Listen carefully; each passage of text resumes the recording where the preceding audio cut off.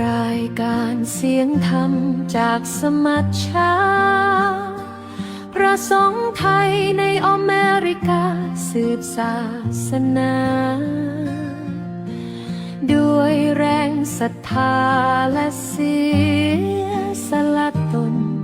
เปรียบดังแสงทองที่ส่องทางคนเสียงธรรมตามสายสู่ดวงใจชาวพุทธสดใสคลายทุกภัยในชีวิต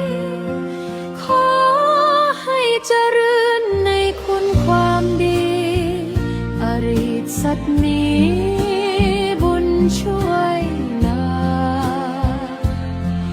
จากใต้สานเหนือสุดขอบฟ้าเสียงธรรมนี้นำพาความสุขมา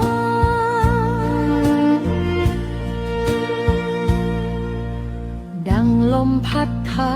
กลิ่นหอมจากบุพภาส่งธรรมส่องแสงดังจันทภาใจคนรับรู้ดังน้ำเย็นหลั่งไหลเปลี่ยนคืนมืดมิดเป็นรุ่งรุ่นใหม่ขอให้เสียงนี้ดังในใจยาวนานนำสุขสงบสู่ทุกแห่งสถานทุกคนร่วมใจในศรัทธาธรรมแสงทองส่องนำไม่จางไม่คลาย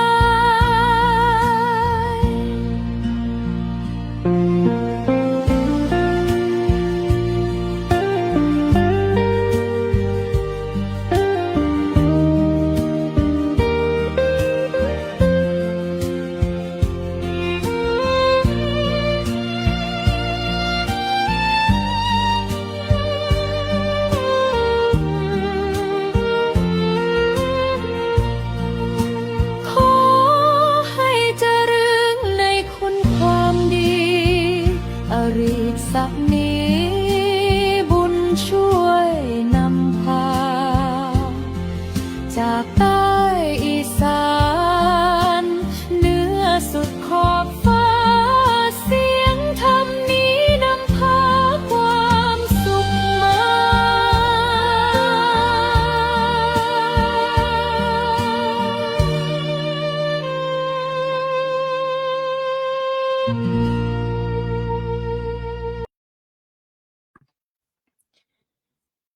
นะมัตถุรัตนัตยัสสะขอความนอบน้อมของข้าพเจ้าจงมีต่อพระรัตนตรัยขอกราบถวายความเคารพพระเดชพระคุณพระเถรานุเถระคณะพระธรรมทูตพระนักเผยแผ่ทั่วโลกและขอความสุขความเจริญในธรรมขององค์พระสัมมาสัมพุทธเจ้าจงมีแก่ท่านสาธุชนพุทธบริษัททั้งหลายที่ติดตามรับชมรายการเสียงธรรมจากสมัชชาสงฆ์ไทยวันนี้เราได้มาพบกันอีกเช่นเคยแต่ว่าไม่ได้มาผู้เดียวมากับครูบาอาจารย์หลายๆท่านนะยินดีต้อนรับครูบาอาจารย์ทุกรูปนะครับถวายความต้อนรับครูบาอาจารย์ทุกท่านครับผมมาแล้วนะครับพร้อมหน้าพร้อมตาอาจารย์อภิชาติมาแล้วนะครับตอนนี้ก็วันนี้ผมขออนุญาตนะครับครูบาอาจารย์ทำหน้าที่ในการเป็นผู้ดำเนินรายการอาจจะแปลกหน้าแปลกตาครูบาอาจารย์อาจจะแปลกหน้าแปลกตาญาติโยมสั้นสักหน่อยหนึ่งและก็ลีลาท่าทางก็อาจจะไม่เหมือนกับท่านอาจารย์สรายุทธซึ่งเป็นผู้เชี่ยวชาญด้านการเป็นผู้ดำเนินรายการรวมถึงดูแลสถานีวิทยุด้วย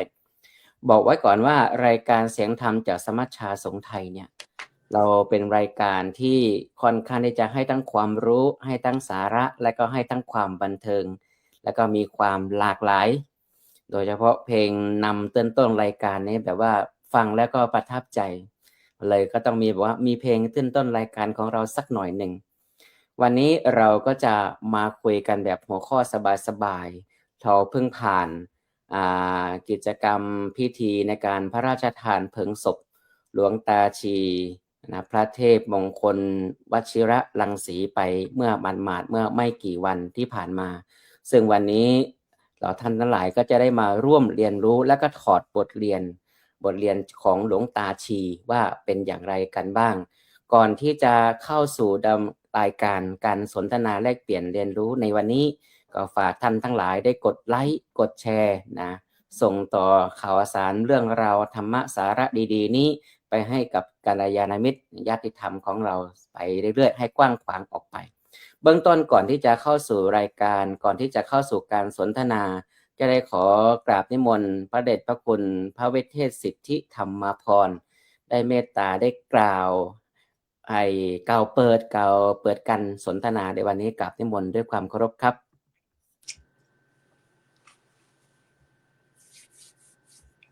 ประเทศวชิรวิเทศประธานสมัชชาสงฆ์ไทยในประเทศสหรัฐอเมริกาพระเถรานุเถระพระธรรมทูตทั่วโลกและพระวิทยากรทุกรูปครับผมและขอเจริญพรญาติโยมพุทธบริษัททั้งหลายในหัวข้อในวันนี้เนี่ยถือว่าเป็นหัวข้อที่จะเปิดสาระประโยชน์นะโดยเฉพาะกับพระธรรมทูตที่อยู่ในประเทศสหรัฐอเมริกาและอยู่ทั่วโลกไม่ว่าในประเทศไทยในยุโรปในประเทศอังกฤษในที่ไหนก็ตามก็ผมเองเนี่ยอาตมาภาพเนี่ยเพิ่งได้เดินทางกลับมาจากวัดไทยกรุงวอชิงตันดีซีมาถึงเมื่อวานซึ่งเดินทางออกจากกรุงวอชิงตันดีซีตั้งแต่ตอนตีสี่แล้วก็มาสนามบินไปสนามบินก็มารออยู่ช่วงหนึ่งพักหนึ่งแล้วก็ต่อขึ้นเครื่องแต่ก็โชคดีที่บิน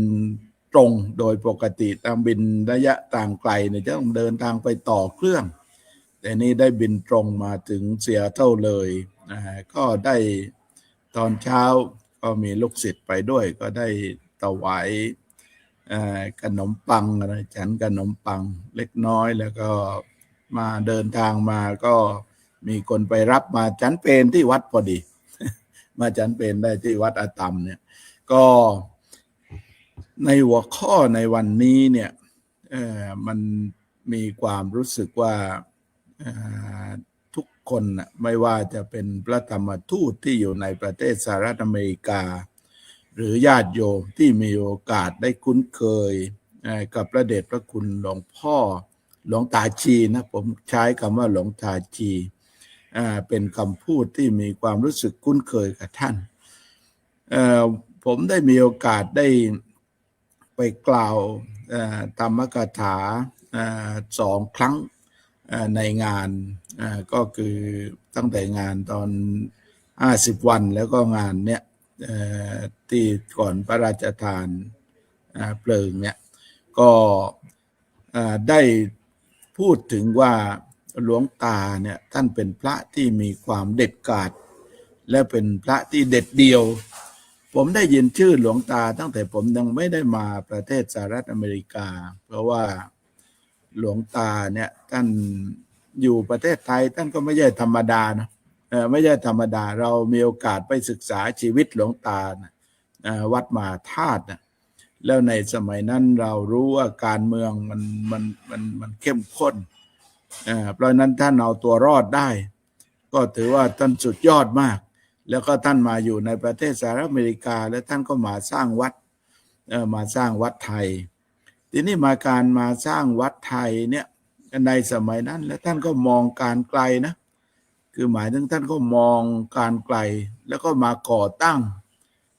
สมัชชาสงฆ์ไทยในประเทศสหรัฐอเมริกาขึ้นมาอีกเพราะว่าวัดเนี่ยพอเจริญก้าวหน้าขึ้นมามากๆเนี่ยก็การดูแลมันก็เป็นเรื่องจำเป็นเพราะนั้นท่านก็เลยได้ก่อตั้งวัดไทยกรุงไม่ใช่ท่านก่อตั้งสมัชชาสงฆ์ไทยขึ้นมาจนถึงปัจจุบันเนี่ยถือว่าท่านเป็นผู้บุกเบิกในเรื่องของงานพระศาสนาในประเทศสหรัฐอเมริกาแล้วอีกอย่างก็คือแนวการสอนครับแนวการสอนเนี่ย ท่านไม่ทิ้งหลักนะท่านไม่ทิ้งหลัก โดยท่านก็ยึดถือเอาพระเดชพระคุณหลวงพ่อพุทธทาสเนี่ยเป็นไอดอลแล้วก็ท่านเคารพหลวงพ่อปัญญานันทะมากเวลามีงานวันเกิดของท่านเนี่ยส่วนมากหลวงพ่อปัญญาจะไปบรรยายธรรมเราจะไปดูถ้าไปดูในเก่าๆจะเห็นว่าหลวงพ่อปัญญานะไปบรรยายธรรมที่วัดไทยกรุงวอชิงตันดีซีเกือบทุกปีประเด็นนี้ถือว่าจุดรุ่นหลังนะต้องคิดให้มากถือว่าหลวงตาชีนี่เป็นแบบอย่างของพระธรรมทูตทั่วโลกนะของพระที่จะมาทำงานพระศาสนาหรือว่าพระที่จะรักษาพระศาสนาไว้ได้เนี่ยผมมานั่งคิดนะครับว่าบุคคลที่จะถือว่าหนักที่สุดก็คือว่าลูกศิษย์ลูกหาที่ใกล้ชิดโดยเฉพาะพระสงฆ์แล้วก็แม้ว่าศิษยานุศิษย์ที่อยู่ที่วัดไทยกรุงวอชิงตันดีซีถ้าเราจะรักษาหลวงตาไว้ได้เนี่ยต้องคิดหนักเลยเพราะว่าจริงๆแล้วเราจะออกนอกแนวไม่ได้นะพยายามต้องรักษาอยู่ในแนวถ้าเรารักษาอยู่ในแนวได้เราถือผมยังพูดว่าหลวงตาเนี่ยไม่มีวันตายหรอกไม่มีวันตายก็ผมก็วันนี้ก็นิมนต์ด้วยสนทนานะครับว่าผมจะเปิดยาวไปอีกก็เดี๋ยวจะเสียเวลาทุกท่านก็ขอนิมนต์ครับผมครับขอบพระคุณพระเดชพระคุณพระเวทเทศสิทธิธรรมพรนะครับรองประธานสมัชชาสงฆ์ไทยในสหรัฐอเมริกาฝ่ายเผยแผ่ซึ่งพระคุณก็ได้เปิดประเด็นให้เห็นความสำคัญว่าหลวงตาชีเนี่ยบทเรียนที่เราได้จากชีวิตของหลวงตาชีก็คือความเด็ดขาดความเด็ดเดี่ยวนะความมองการไกลเป็นผู้เบิกงานของเบิกงานเผยแผ่ของสมัชชาสงฆ์ไทยในสหรัฐอเมริกาเป็นผู้หนักแน่นในธรรมแล้วก็เป็นแบบอย่างของพระธรรมทูตไม่เฉพาะในประเทศในต่างประเทศแต่มองถึงทั่วโลกด้วยกันผมมองไปว่าในชีวิตคนเรามันมีไม่กี่คนครับที่เราควรจะมาถอดบทเรียน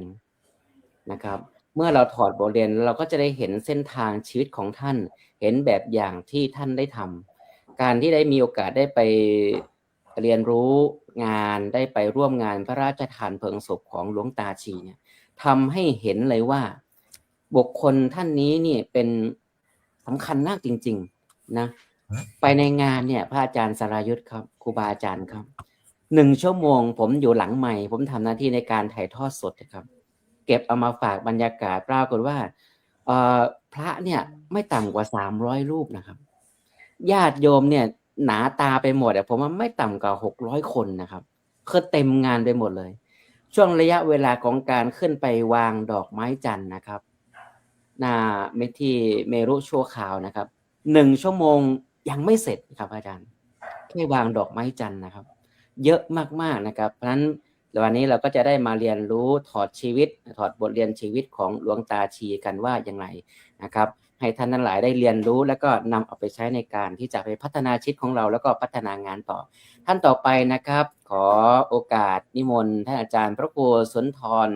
ธรรมนิเทศนะครับจากวัดชนาทิพย์เฉลิมจังหวัดสตูลครับพระอาจารย์นิมนต์ให้กล่าวเลยครับผมขอนอบน้อมแด่พระรัตนตรัยน้อมถวายความเคารพพระเดชพระคุณท่านอาจารย์เจ้าคุณแล้วก็ครูบาอาจารย์ทุกรูปด้วยความเคารพครับแล้วก็ญาติโยมสาธุชนที่รับชมรับฟังทุกท่านที่กำลังติดตามเสียงธรรมจากสมัชชาสงฆ์ไทยในสหรัฐอเมริกาอยู่ขณะนี้ก็ถือว่าเป็นการมาน้อมรำลึกนึกถึงพระสุปฏิปันโนผู้ที่ได้อุทิศตนในวัดถวายตนในการเผยแผ่ธรรมของพระสัมมาสัมพุทธเจ้าจนวาระสุดท้ายของชีวิตเป็นพระมหาเถระที่มีอายุยืนยาวถึง100 ปีแล้วก็มีปฏิปทาที่น่าเลื่อมใสท่านได้ปฏิบัติในฐานะของพระธรรมทูตที่ใช้เวลากว่า50 ปีในการอยู่ในประเทศสหรัฐอเมริกาแล้วก็ทำงานเผยแผ่เป็นพระผู้เปี่ยมด้วยเมตตาทั้ง เมตตาบารมีขันติบารมีแล้วก็ทานบารมีคือเป็นผู้ให้ทรงเป็นแล้วก็เป็นพระมหาเถระที่มีปฏิปทาการเป็นอยู่แบบเรียบง่ายหน้าเทิมใสมีจีวรที่เป็นอัตลักษณ์ของท่านนะเอกลักษณ์ของท่านนะคือสีเหลืองอ่อนก็จะเห็นเป็นเรื่องที่หลายคนติดตาแล้วก็จะจำได้คำพูดของท่านก็เป็นพูดที่ตรงไปตรงมาแต่แฝงด้วยข้อคิดและปัญญาโดยเฉพาะอย่างยิ่งมีหลวงพ่อพุทธทาสมีหลวงพ่อปัญญาเป็นไอดอลแล้วอย่างที่พระเดชพระคุณพระวิเทศสิทธิธรรมพรท่านได้เอ่ยถึงว่าท่านได้แนวปฏิบัติในลักษณะที่เป็นพระต้นแบบของท่านด้วยนะที่เป็นผู้ที่ชาวโลกก็ให้การยกย่องเรื่องการที่มาร่วมถอดบทเรียนอาตมาเองอาจจะไม่ได้มีโอกาสได้เดินทางไปร่วมในพิธีพระราชทานเพลิงศพหรือว่ามีโอกาสได้ฟังธรรมจากท่านโดยตรงแต่ก็ดูจากสื่อที่ได้นำเสนอก็ในนามว่าหลวงตาชีเนี่ยซึ่งก็ทำให้เกิดความรู้สึกว่าพระเดชพระคุณท่านนั้นเป็นบุคคลที่เกิดมาเพื่อชาวโลกอย่างแท้จริงนะคือไม่ใช่เพื่อคนในครอบครัวหรือแค่ในประเทศไทยท่านเป็นหลักในเรื่องของศาสนาหลักของชุมชนแล้วก็พระภิกษุสงฆ์ที่ไปอยู่ในต่างแดนด้านการนำศาสนาไปตั้งหลักในต่างแดนนั้นถือว่าเป็นเรื่องยากไม่ใช่เป็นเรื่องง่ายนะเพียงแค่เดินทางไปเที่ยวชมแล้วก็กลับก็ยังต้องเจอบททดสอบอะไรหลายอย่างแต่ว่าการที่จะไปปักหลักสร้างศาสนสถานในพื้นที่ที่ไม่คุ้นเคยเนี่ยมันเป็นเรื่องที่จะต้องมีความอดทนสูงแต่ว่าสำคัญก็คือท่านนอกจากไปจำพรรษาแล้วก็ไปสร้างรากฐานให้กับพระธรรมทูตที่ได้มีโอกาสเรียกว่ารุ่นน้องก็ได้รุ่นลูกรุ่นหลานได้ไปทำงานเผยแผ่ได้คล่องตัวขึ้นนั้นศาสนาไม่ได้อยู่เพราะว่าแค่พิธีกรรมแต่ได้ด้วยการที่ได้สร้างรากฐานให้เกิดความมั่นคงโดยเฉพาะเรื่องของหลักธรรมนั้นการสร้างวัดให้เป็นศูนย์รวมใจของคนในต่างแดนนั้นถือว่าเป็นเรื่องที่มีความสำคัญมากโดยเฉพาะคนไทยที่ไปทำงานในต่างแดนไปศึกษาต่างก็ต้องการศูนย์รวมใจโดยเฉพาะคือวัดที่ทำให้มีกิจกรรมอะไรต่างๆได้ไปร่วมกันในการปรับรูปแบบการเผยแผ่เพื่อให้เข้ากับสังคมยุคใหม่แต่ก็ไม่เสียหลักการเดิมทีนี้ในเรื่องของความเป็นภาวะผู้นำในเชิงสังคมโลกก็ถือว่าพระเดชพระคุณนั้นอาศัยเมตตาอย่างที่ได้กล่าวแล้วแหละเมตตาเป็นหลักและก็ระบบที่เรียกว่าเคร่งระบบเคารพพระธรรมไม่เน้นการใช้อำนาจแต่ว่าใช้การประสานในการอยู่ร่วมทั้งแนวการปฏิบัติทั้งเรื่องของภาษาทั้งเรื่องวัฒนธรรมเป็นศูนย์กลางของความงดงามของพระสงฆ์ไทยในต่างแดนแล้วก็ในด้านการรักษาอัตลักษณ์ไทยในโลกตะวันตกด้วยเพราะว่าคนไทยที่ไปอยู่ในอเมริกาเขามักจะเผชิญกับการกลืนกลายทางวัฒนธรรมไทยกลายเป็นสิ่งที่พระเดชพระคุณได้มีพื้นที่รักษาส่วนนี้ไว้ทำให้วัดเป็นมากกว่าสถานที่ทำบุญแต่ได้กลายเป็นศูนย์วัฒนธรรมเพื่อเชื่อมคนรุ่นเก่ากับคนรุ่นใหม่ให้มารวมกิจกรรมด้วยกันวัดไทยCCก็จึงเป็นวัดที่มีสถานที่รองรับศรัทธาญาติโยมใช้ธรรมะเป็นเกณฑ์มีเรื่องของการเปิดพื้นที่ให้วัฒนธรรมไทยได้แสดงในสายตาชาวโลกหมายความว่าต่างชาติตะวันตกเข้าไปเยี่ยมชมหรือว่าได้เข้าไปศึกษาก็เกิดความประทับใจฉะนั้น ถ้าเราไม่มีศูนย์รวมใจคือวัดอัตลักษณ์ของความเป็นไทยก็จะเลือนหายไปด้วยและที่สำคัญคือการที่ไปอยู่ในประเทศสหรัฐเนี่ยพระคุณก็มีเรื่องของความการบทบาทในการปรับ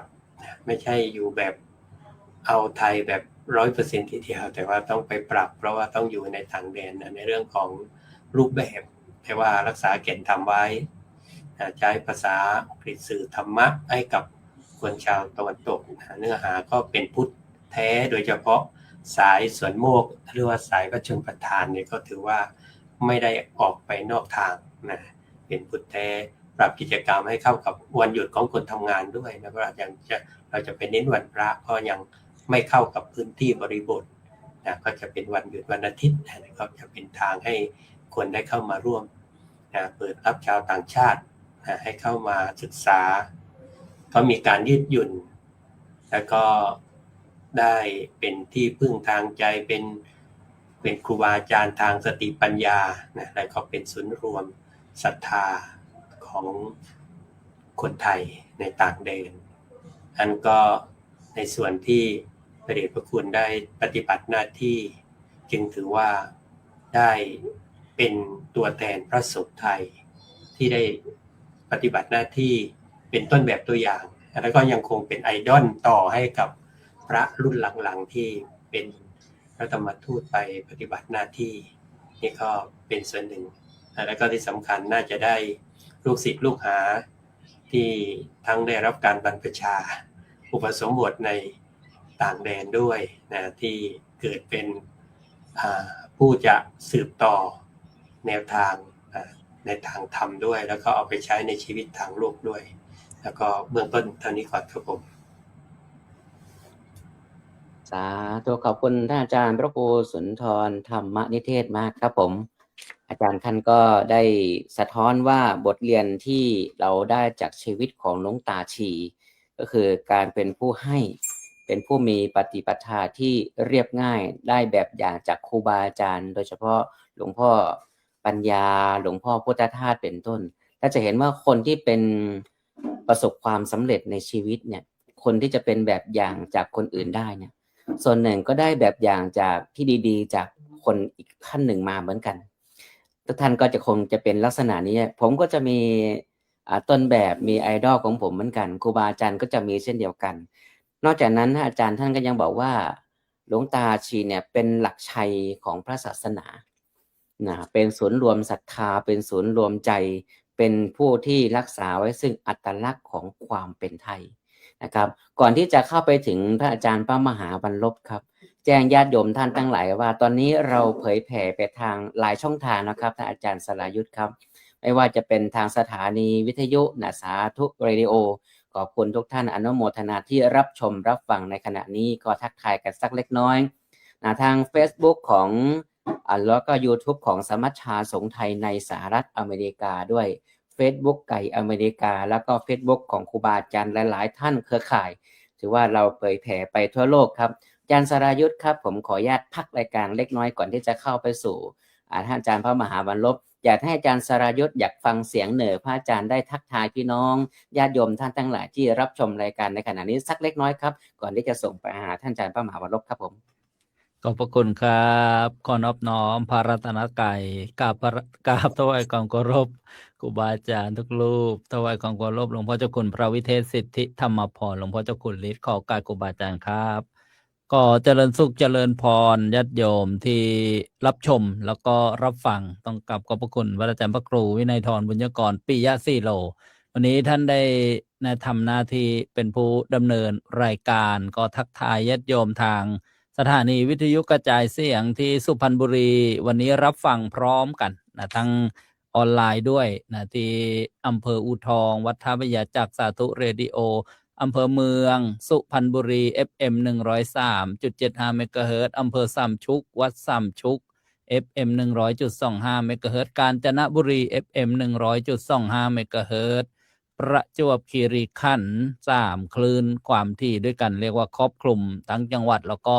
จังหวัดใกล้เคียงนี่เรียกว่าเป็นประโยชน์ในการสืบ ต่อยอดนะเรียกว่าบูรณาการนะรายการแล้วก็นะประโยชน์ทางออนไลน์มากมายหลายท่านด้วยกันทั้งในประเทศไทยในคุณยมวัยเด่นชัยประดิษฐ์อูทองยมพันธิปาอูทอง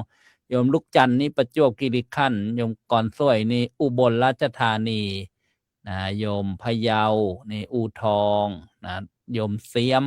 โยมกนกวันน้องคายโยมเกษินีไมนุษย์นนทบุรีโยมดามอ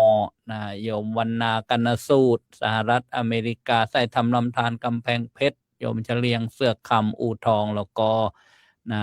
ทุกท่านเลยนะใบบุญนะแล้วก็เมื่อสักครู่ก็เห็นนะทางอิสราเอลนะก็เข้ามานะโยมมลฤดี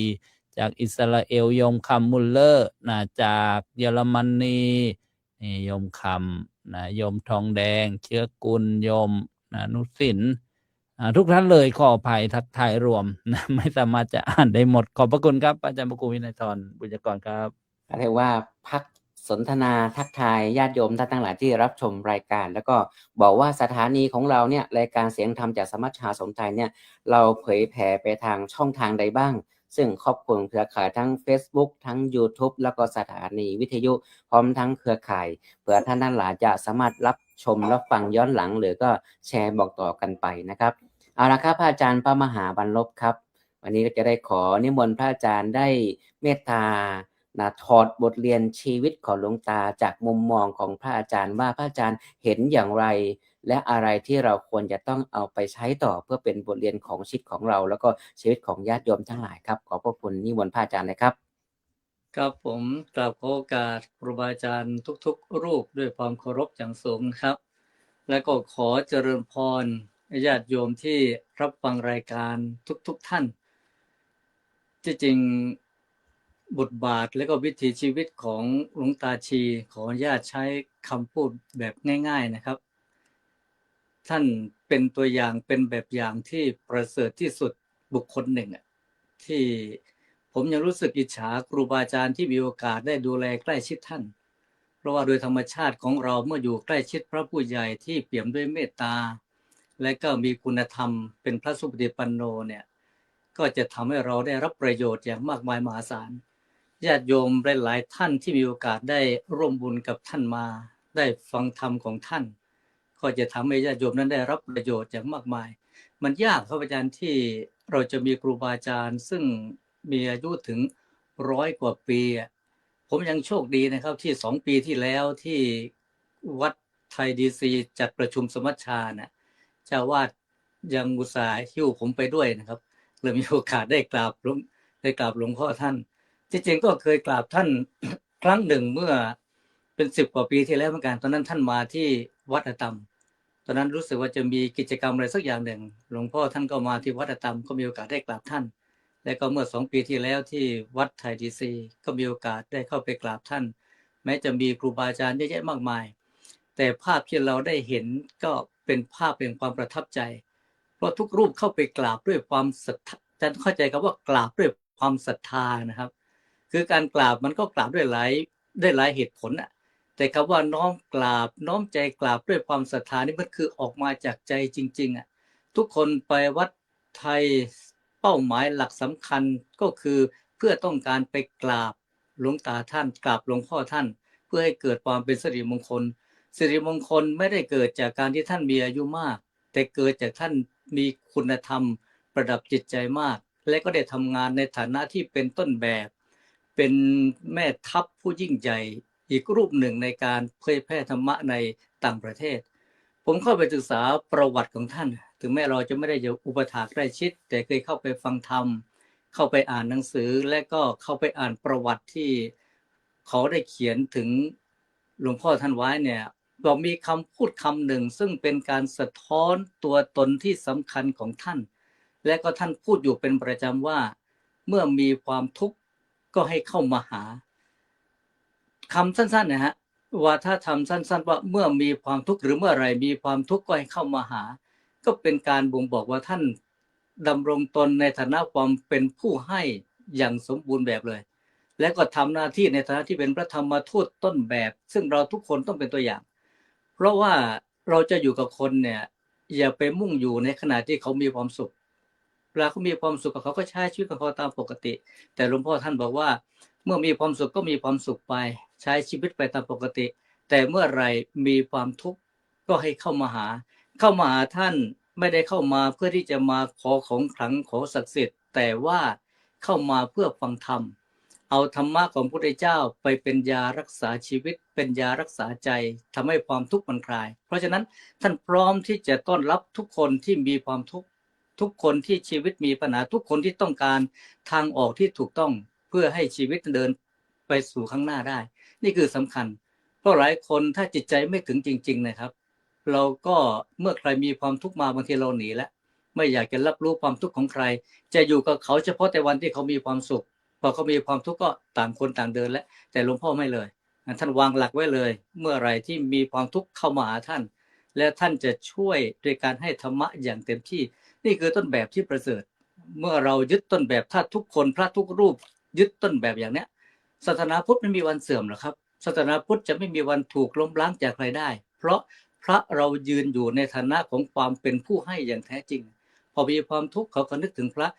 เมื่อเขาคลายจากความทุกข์ชีวิตกลับไปมีความสุขเขาก็ไม่ทิ้งวัดครับไม่ทิ้งวัดไม่ทิ้งพระศาสนาและก็จะมีความรัก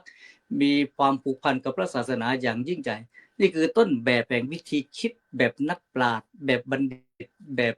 ถ้าเราพูดแบบคำสูงๆหน่อยคือแบบพระโพธิสัตว์เลย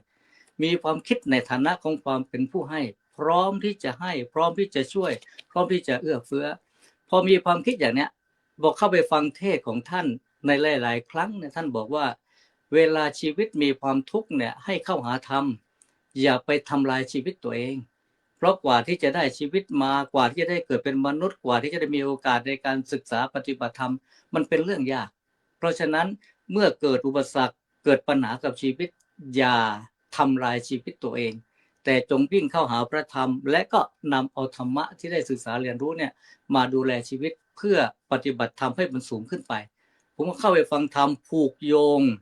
ตัวอุดมการณ์ของหลวงพ่อท่านกับหลักธรรมะหลายๆอย่างที่ท่านแสดงธรรมออกไปบ่งบอกชัดเจนเลยว่าทุกวิถีชีวิตของท่านเนี่ยมองเพื่อนมนุษย์ทุกคนเหมือนกับเป็นลูกเป็นหลานเป็นญาติไม่ต้องการให้คนเหล่านั้นเนี่ยทำลายชีวิตตัวเองแต่เมื่อมีปัญหาชีวิตเพราะทุกคนมันต้องมีปัญหาเลยครับท่านก็เสนอทางออกว่าวิ่งเข้าหาธรรมะนะอยู่ใกล้วัดไหนก็ไปวัดนั้นไปคุยไปสนทนาธรรมกับพระคุณเจ้าอยู่ใกล้วัดท่านก็ท่านพร้อมจะน้อมรับพร้อมที่จะต้อนรับตลอดเวลานี่คือแบบอย่างที่ยิ่งใหญ่อีกประการหนึ่งส่วนเมื่อเข้าไปฟังธรรมอีกท่านก็จะมีคำสอนที่ทำให้คนเราเนี่ยใช้ชีวิตอย่างไรเพื่อให้มันเป็นชีวิตที่ไม่สร้างปัญหาให้ตัวเองท่านบอกว่าเมื่อรู้จักความพอดีชีวิตก็จะมีความสุขแต่เมื่อไรเกินพอดีชีวิตก็จะมีความทุกข์อันนี้ก็สะท้อนภาพชัดเจนเลยเพราะในทางหลักของศาสนาเราสอนกันชัดตลอดเวลาว่าใช้ชีวิตอย่างรู้จักคำว่าพอดีคือถ้าเป็นหลักธรรมในศาสนาก็คือความสันโดษนะครับเมื่อไหร่เรามีความสันโดษเรารู้จักประมาณในตัวเองไม่ใช้จ่ายหรือไม่ใช้ชีวิตที่มันเกินความสามารถของตัวเองไม่หยุดเรื่องของการพัฒนาเมื่อนั้นชีวิตเราก็จะเป็นชีวิตที่สงบร่มเย็นแต่เมื่อไรถ้ามองข้ามความสันโดษวิ่งตามอำนาจของกิเลสความโลภความอยากได้ความอยากเด่นความอยากดังจนเกินประมาณชีวิตก็จะมีแต่ความทุกข์เกิดขึ้นมานี่คือสิ่งที่ผมได้เข้าไปศึกษาและยึดมาเป็นรูปแบบว่าเอาล่ะเราเป็นพระเราเดินตามครูบาอาจารย์ที่เป็นต้นแบบหลักนั้นชีวิตเรามีเพื่อเป็นส่วนหนึ่งในการที่ใครมีความทุกข์และเราช่วยเขาได้ก็ช่วยอย่างเต็มที่2เราจะไม่ละทิ้งหลักของความสันโดษใช้ชีวิตให้มันสันโดษอยู่กับความพอดีและก็พยายามสอนเรื่องเหล่านี้สู่ชาวบ้านให้เขาได้ใช้ชีวิตอย่างสันโดษด้วยทุกคนก็จะมีหลักชัยที่จะนำชีวิตสู่ความสุขความสงบร่มเย็นครับในเบื้องต้นฝากไว้เพียงแค่นี้ครับผมครับขอบพระคุณครับท่านอาจารย์มหาวันลบอัคคธรรมโมนะครับพระอาจารย์พูดถึงเรื่องของความเป็นที่พึ่งของลูกศิษย์มันมีไม่กี่รูปไม่กี่ท่านที่สามารถรองรับความทุกข์ของผู้คนได้ด้วยที่ตนเองไม่ทุกข์นะครับอาจารย์นี่ก็เป็นสิ่งที่สำคัญและท่านก็ยังวางแบบของความสันโดษผมมีโอกาสได้ไปร่วมในงานเก็บเอามาฝากนิดนึงครับมีญาติโยมก็มักจะเล่าบอกว่าโยมเนี่ย เคยคิดจะฆ่าตัวตาย อืม มีความทุกข์นะครับ แต่พอเข้าไปหาหลวงตาน่ะหลวงตาใช้ธรรมะเยียวยาหัวใจ เปลี่ยนใจจากการฆ่าตัวตายใช้ชีวิตจนถึงทุกวันนี้ครับ นี่คือเป็นเรื่องจริงที่เกิดขึ้นในบทบาทของหลวงตา ในวันหนึ่งครับ อาจารย์เจ้าคุณฤทธิ์ที่มีการเสวนาหลวงตาชี101 ปีดีทุกอย่างครับ ผมอยู่ด้านหลังครับทำหน้าที่ในการถ่ายทอดสดครูบาอาจารย์นั่งอยู่เบื้องหน้าหลายรูปเลยครับ ก็มีการสะท้อนกล่าวถึงว่า100 ปี101 ปีของหลวงตาชีดีทุกอย่างนี้ดีอย่างไร ผมก็เลยเรียบเรียงเอาขั้นเป็นรายการ อยากให้ครูบาอาจารย์และก็ญาติโยมท่านทั้งหลายได้รับชมรับฟังไปด้วยกัน เป็นการขั้นเวลาครับ ก่อนที่จะส่งไปหาท่านอาจารย์อภิชาติอันนี้ท่านจะพูดแบบเนื้อหาแบบเด็ดๆแน่นอนนะครับ เรารอลุ้นท่านอยู่นะครับ ก่อนที่จะเข้าไปถึงพระอาจารย์พระมหาอภิชาติ เรามาฟังตัวนี้นิดหนึ่งผมได้ถอดบทเรียนเล็กๆน้อยๆจากที่การเสวนาธรรมนะหลวงตาชี101 ปีดีทุกอย่างครูบาอาจารย์ฟังไปด้วยกันนะครับแล้วก็ญาติโยมฟังไปด้วยกันครับ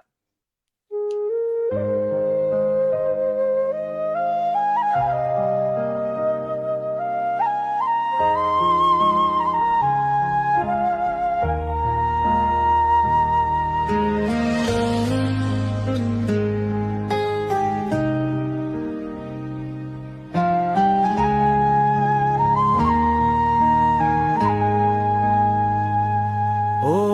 แสงธรรมยังงัดน้ำดังรุ่งพรูคอยปกป้องผู้คน ผู้ศึกษานักต่อสู้ผู้สั่งสอน รู้ขั้นตอนส่งเสริม เติมฝันให้ นักธรรมะนั่งเทศเมตตาไกล สิทธิ์อาศัยใกล้ท่านอบอุ่นใจ ผลงานเขียนข้อคิดยังส่องแสง เป็นเรี่ยวแรงให้คนพ้นหวันไหว สอนขยันทำงานเพื่อส่วนรวมไทย อุทิศใจเพื่อชาติศาสตร์ราชัน หนึ่งชีวิตที่งดงามด้วยความดี ผ่าน100 ปียังเปล่งสี ไม่แปรผัน 101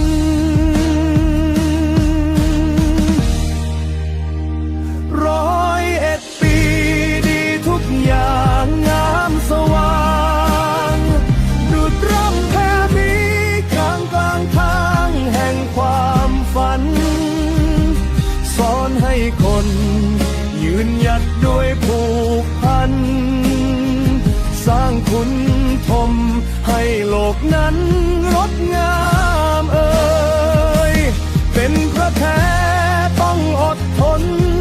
และเสียสละถือธรรมะเป็นดังแสงนำเฉลย แม้โลกกว้างเพียงไหนไม่ละเลย ยังเปิดเผยทางธรรมนำผู้คน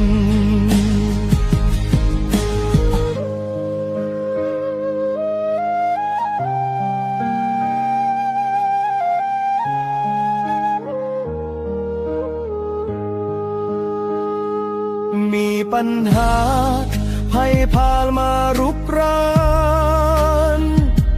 ท่านยังหันยืนหยัดอย่างเข้มข้น อนุรักษ์ความเป็นไทยให้ยืนยงกลางผู้คนในต่างแดนแสนภาคภูมิเป็นครูดีเต็มสีส่งผู้คำลาเป็นเมตตาดุจสายน้ำคอยเกื้อหนุนสิทธิสืบสานสารธรรมเป็นการุณให้โลกคุณกลิ่นไอธรรมงามจับใจ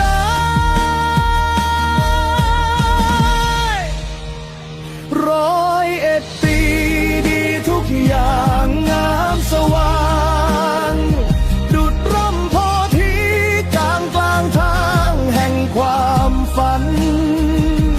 สอนให้คนยืนหยัดด้วยผูกพัน สร้างคุณทมให้โลกนั้นงดงามเกิดเถิดแทนแดนทำงามวิไล วัดไทยไกลยังสองใจ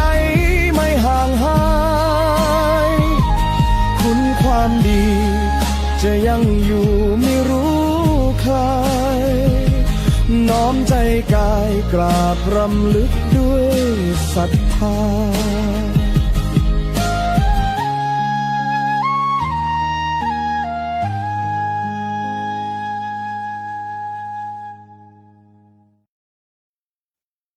นี่นะครับญาติโยมท่านทั้งหลายแล้วฟังก็เลยเก็บเอามาฝากครูบาอาจารย์เพื่อจะได้เปลี่ยนบรรยากาศและสักเล็กน้อยนะครับเพื่อจะเห็นว่า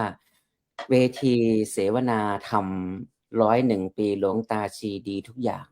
มีครูบาอาจารย์จากหลากหลายมุมมองทั้งที่เป็นบรรพชิตทั้งที่เป็นคฤหัสถ์ได้มาสะท้อนมุมมองความรู้สึกข้อคิดข้อธรรมบทเรียนจากหลวงตาชีไว้ก็เลยเอามาฝากท่านทั้งหลายนะครับช่วงนี้ขออนุญาตสนทนาทักทายญาติโยมท่านทั้งหลายที่รับชมรายการอยู่สักเล็กน้อยนะคุณโยมนะชาญชลาคมชาญมาลาบอกว่าให้วิ่งเข้าหาธรรมะนะสาธุกับท่านพระอาจารย์โยมชอบครับนี่สาธุขอบคุณอนุโมทนาคุณโยมเกษินีนี่รับชมอยู่เนาะคอมเมนต์มาเยอะมากนะครับตอนนี้84คอมเมนต์มาแล้วนะขอบคุณคุณโยมผู้หญิงธรรมดาบอกว่าสาธุค่ะอันนี้รับชมรายการนะขอบคุณคุณโยม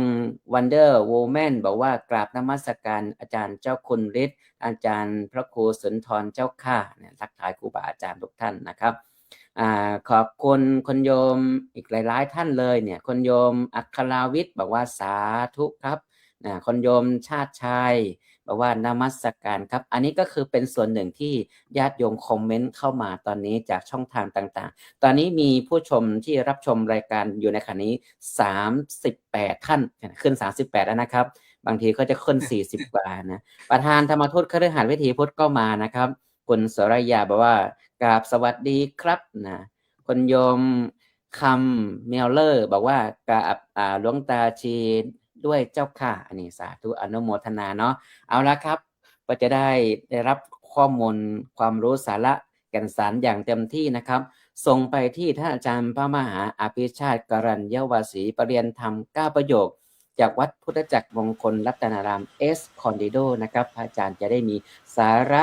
ถอดบทเรียนธรรมะดีๆจากหลวงตาชีมาฝากท่านทั้งหลายกราบนิมนต์พระอาจารย์พระมหาอภิชาติครับผม กราบถวายความเคารพพระเถรานุเถระคณะพระวิทยากรทุกรูปซึ่งมีท่านอาจารย์เจ้าคุณพระวิเทศสิทธิธรรมพรเป็นประธานและก็ขอเจริญพรญาติโยมที่รับชมรับฟังอยู่ทั่วทุกมุมของโลกนะกระผมอาตมาภาพเองเนี่ยต้องกล่าวคำว่าเสียดายอยู่หลายครั้งนะหลายกรณีเกี่ยวกับหลวงตาชีขออนุญาตเรียกท่านว่าหลวงตาชีตามที่คนทั่วไปรู้จักท่านนะคือผมเนี่ยเกือบจะมีโอกาสได้ไปเป็นพระธรรมทูตปฏิบัติศาสนกิจอยู่ที่วัดไทยกรุงวอชิงตันดีซีนะครั้งแรกเลยเนี่ยเมื่อย้อนไปเมื่อปี2558นะฮะ2558ผมไปอบรมพระธรรมทูตปี2556ก็ไม่ได้คิดว่าจะไปปฏิบัติศาสนกิจที่ไหนเลยนะแค่ว่าไปพักภาระงานที่วัดที่เมืองไทยอย่างไรให้ได้ประโยชน์ก็เลยคิดว่าอยากจะไปอบรมพระธรรมทูตสายต่างประเทศเอาไว้เผื่อว่าได้ใช้ประโยชน์นะครับก็ท่านอาจารย์มหาคำตันอาจารย์วรบก่อนนะก็ส่งเทียบเชิญไปวัดมงคลรัตนารามเบิร์กเล่ไหมมงคลรัตนารามวัดในเครือมงคลของหลวงพ่อมงคลเทพโมลีนะฮะหลวงพ่อมงคลเทพโมลีก็แล้วรับวัดที่2ก็อาจารย์พระมหาคำตันนะอาจารย์พระมหาคำตันก็มาเทียบเชิญว่าไปวัดไทยกรุงวอชิงตันดีซีดีกว่านะถ้าไม่มีที่ไปนะเอาประโยค9ไปอยู่ไปช่วยงานน่าจะได้ประโยชน์มากสุดท้ายผมก็ถูกเลือกไปที่วัดน นวมินทรราชูทิศนะที่บอสตันนะครับอยู่ทางฝั่งตะวันออกของสหรัฐอเมริกาทางเรียกว่าทางบอสตันทางวัดนวมินทร์วัดวชิรธรรมประทีปวัดไทยดีซีพวกนี้นะถือว่าอยู่โซนเดียวกันนะครับอยู่โซนเดียวกันอยู่ทางฝั่งตะวันออกเวลามีงานก็จะไปมาหาสู่กันตลอดนะก็จะไปเรียกว่าวัดนวมินทร์นี่ก็จะไปที่วัดไทยภูวชิรดีซีแล้วก็จะมีโอกาสได้ไปกราบหลวงตาทุกปีนะฮะก็อาจจะสลับเปลี่ยนรูปกันไปเวลามีการมีงานก็ได้ไปช่วยกันเหมือนวัดพี่วัดน้องนะครับพลาดก็คือเสียดายอย่างนี้ก็คือเสียดายที่ไม่มีโอกาสได้ไปจำพรรษาปฏิบัติศาสนกิจอยู่ที่นั่นถ้าได้ไปจำพรรษาอยู่อาจจะได้มีเรื่องราวรายละเอียดวันนี้อาจจะเป็นอีกแบบหนึ่งนะฮะเนี่ยในฐานะที่เคยอยู่ใกล้ชิดแต่ก็มีเพื่อนสาธมิกที่สอบปรริญญาธรรม9ประโยคด้วยกันได้รุ่นเดียวกันก็คือท่านพระมหาศรีสุพรอัตตทีโปซึ่งเป็นพระที่ดูแลหลวงตาชีมาตลอดนะก็ไปอ่านบทกลอนที่ท่านได้พรรณนาถึงประพันธ์ถึงหลวงตาชีอันนี้ก็ทำให้เห็นว่าท่านเป็นพระดีนะเรียกว่าวันนี้เราไป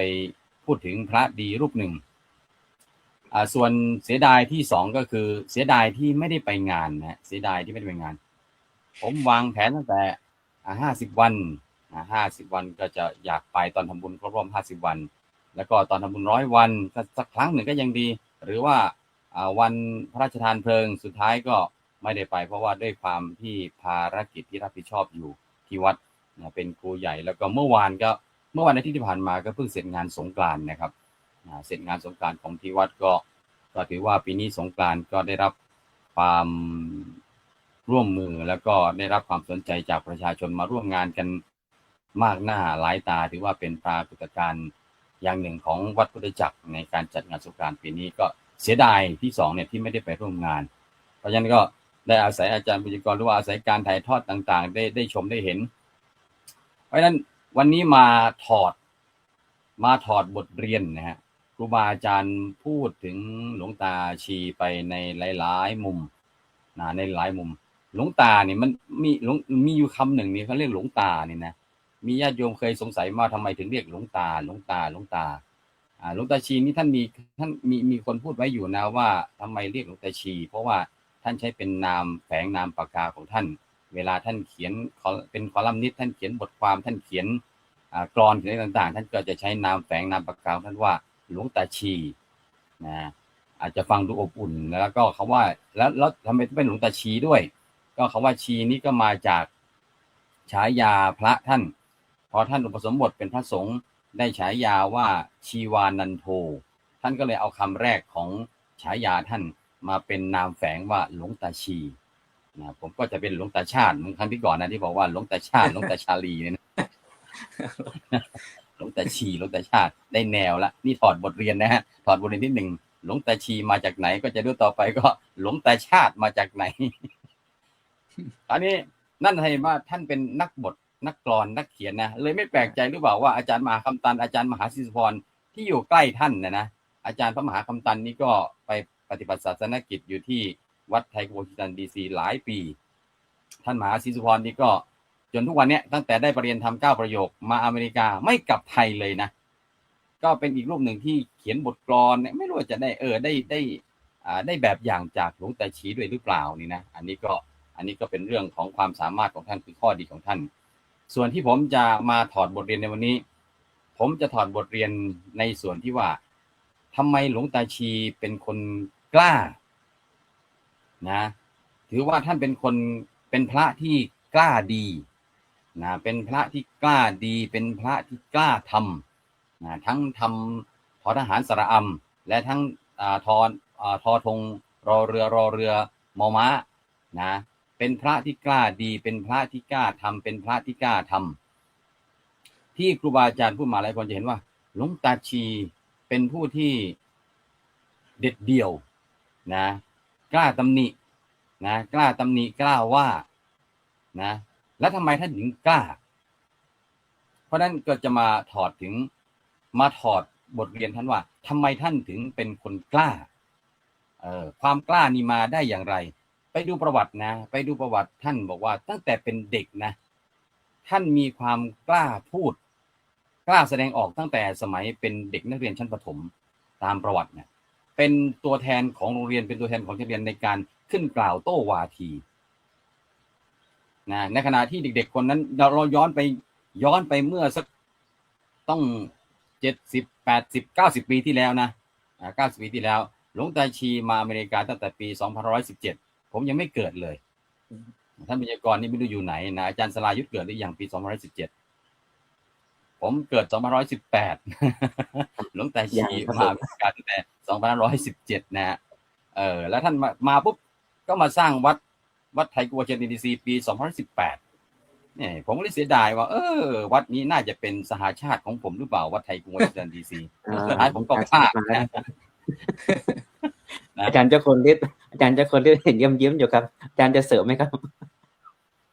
เป็นการเปิดเผยอายุกันนี่ไม่ค่อยดี เอาละครับ ความลับราชการ ผมนี่กล้าเปิดเพราะว่าพอเปิดปุ๊บเขาจะบอกว่าทำไมหน้าท่านยังดูเด็กอยู่เลยเป็นเวทีคนยุค90ครับแล้วท่านมีความกล้าตั้งแต่เป็นเด็กอันนี้คือกล้าพูดกล้าแสดงออกนะฮะแล้วมามีอยู่ท่อนหนึ่งที่มีคนบอกว่าหลวงตาชีเคยพูดไว้ว่าผู้นำนะการจะเป็นผู้นำต้องสะอาดบริสุทธิ์จึงจะทำงานได้สบายไม่ติดขัดเนี่ยประโยคที่ท่านว่านี่แหละว่าผู้นำต้องสะอาดบริสุทธิ์จึงจะทำงานได้สบายไม่ติดขัดผมก็เลยนี่แหละฮะคือกล้าทำของท่านกล้าทำนะคือถ้าเป็นภาษาพระก็เวสารัชกรณธรรมแต่ถ้าเอาเป็นภาษาไทยก็คือกล้าทำคือธรรมะคุณธรรมที่ทำให้ท่านเกิดความแกล้วกล้านะแกล้วกล้าหาญกล้าที่จะตำหนิกล้าที่จะนำกล้าที่จะพูดนะกล้าที่จะนั้นพูดเพราะอะไรเพราะท่านมีอะไรวะเรียกว่ามีคุณธรรมอยู่ภายในที่มันทำให้ตนเองมีความกล้าเหมือนเราจะสมมติว่าเราเป็นพระธรรมทูตเราจะขึ้นพูดสักครั้งหนึ่งเนี่ยเราจะกล้าพูดทันทีเมื่อเรามีข้อมูลนั้นดีนะเมื่อเรามีความนั้นดีพอเรามีความเชื่อมั่นตนเองว่าเราจะพูดเรื่องนั้นได้ดีเราจะทำสิ่งนั้นได้ดีแล้วเราจะกล้าพูดเรื่องนั้นเพราะฉะนั้นหลวงตาชีท่านกล้านำกล้าทำกล้าพูดกล้าตำหนิ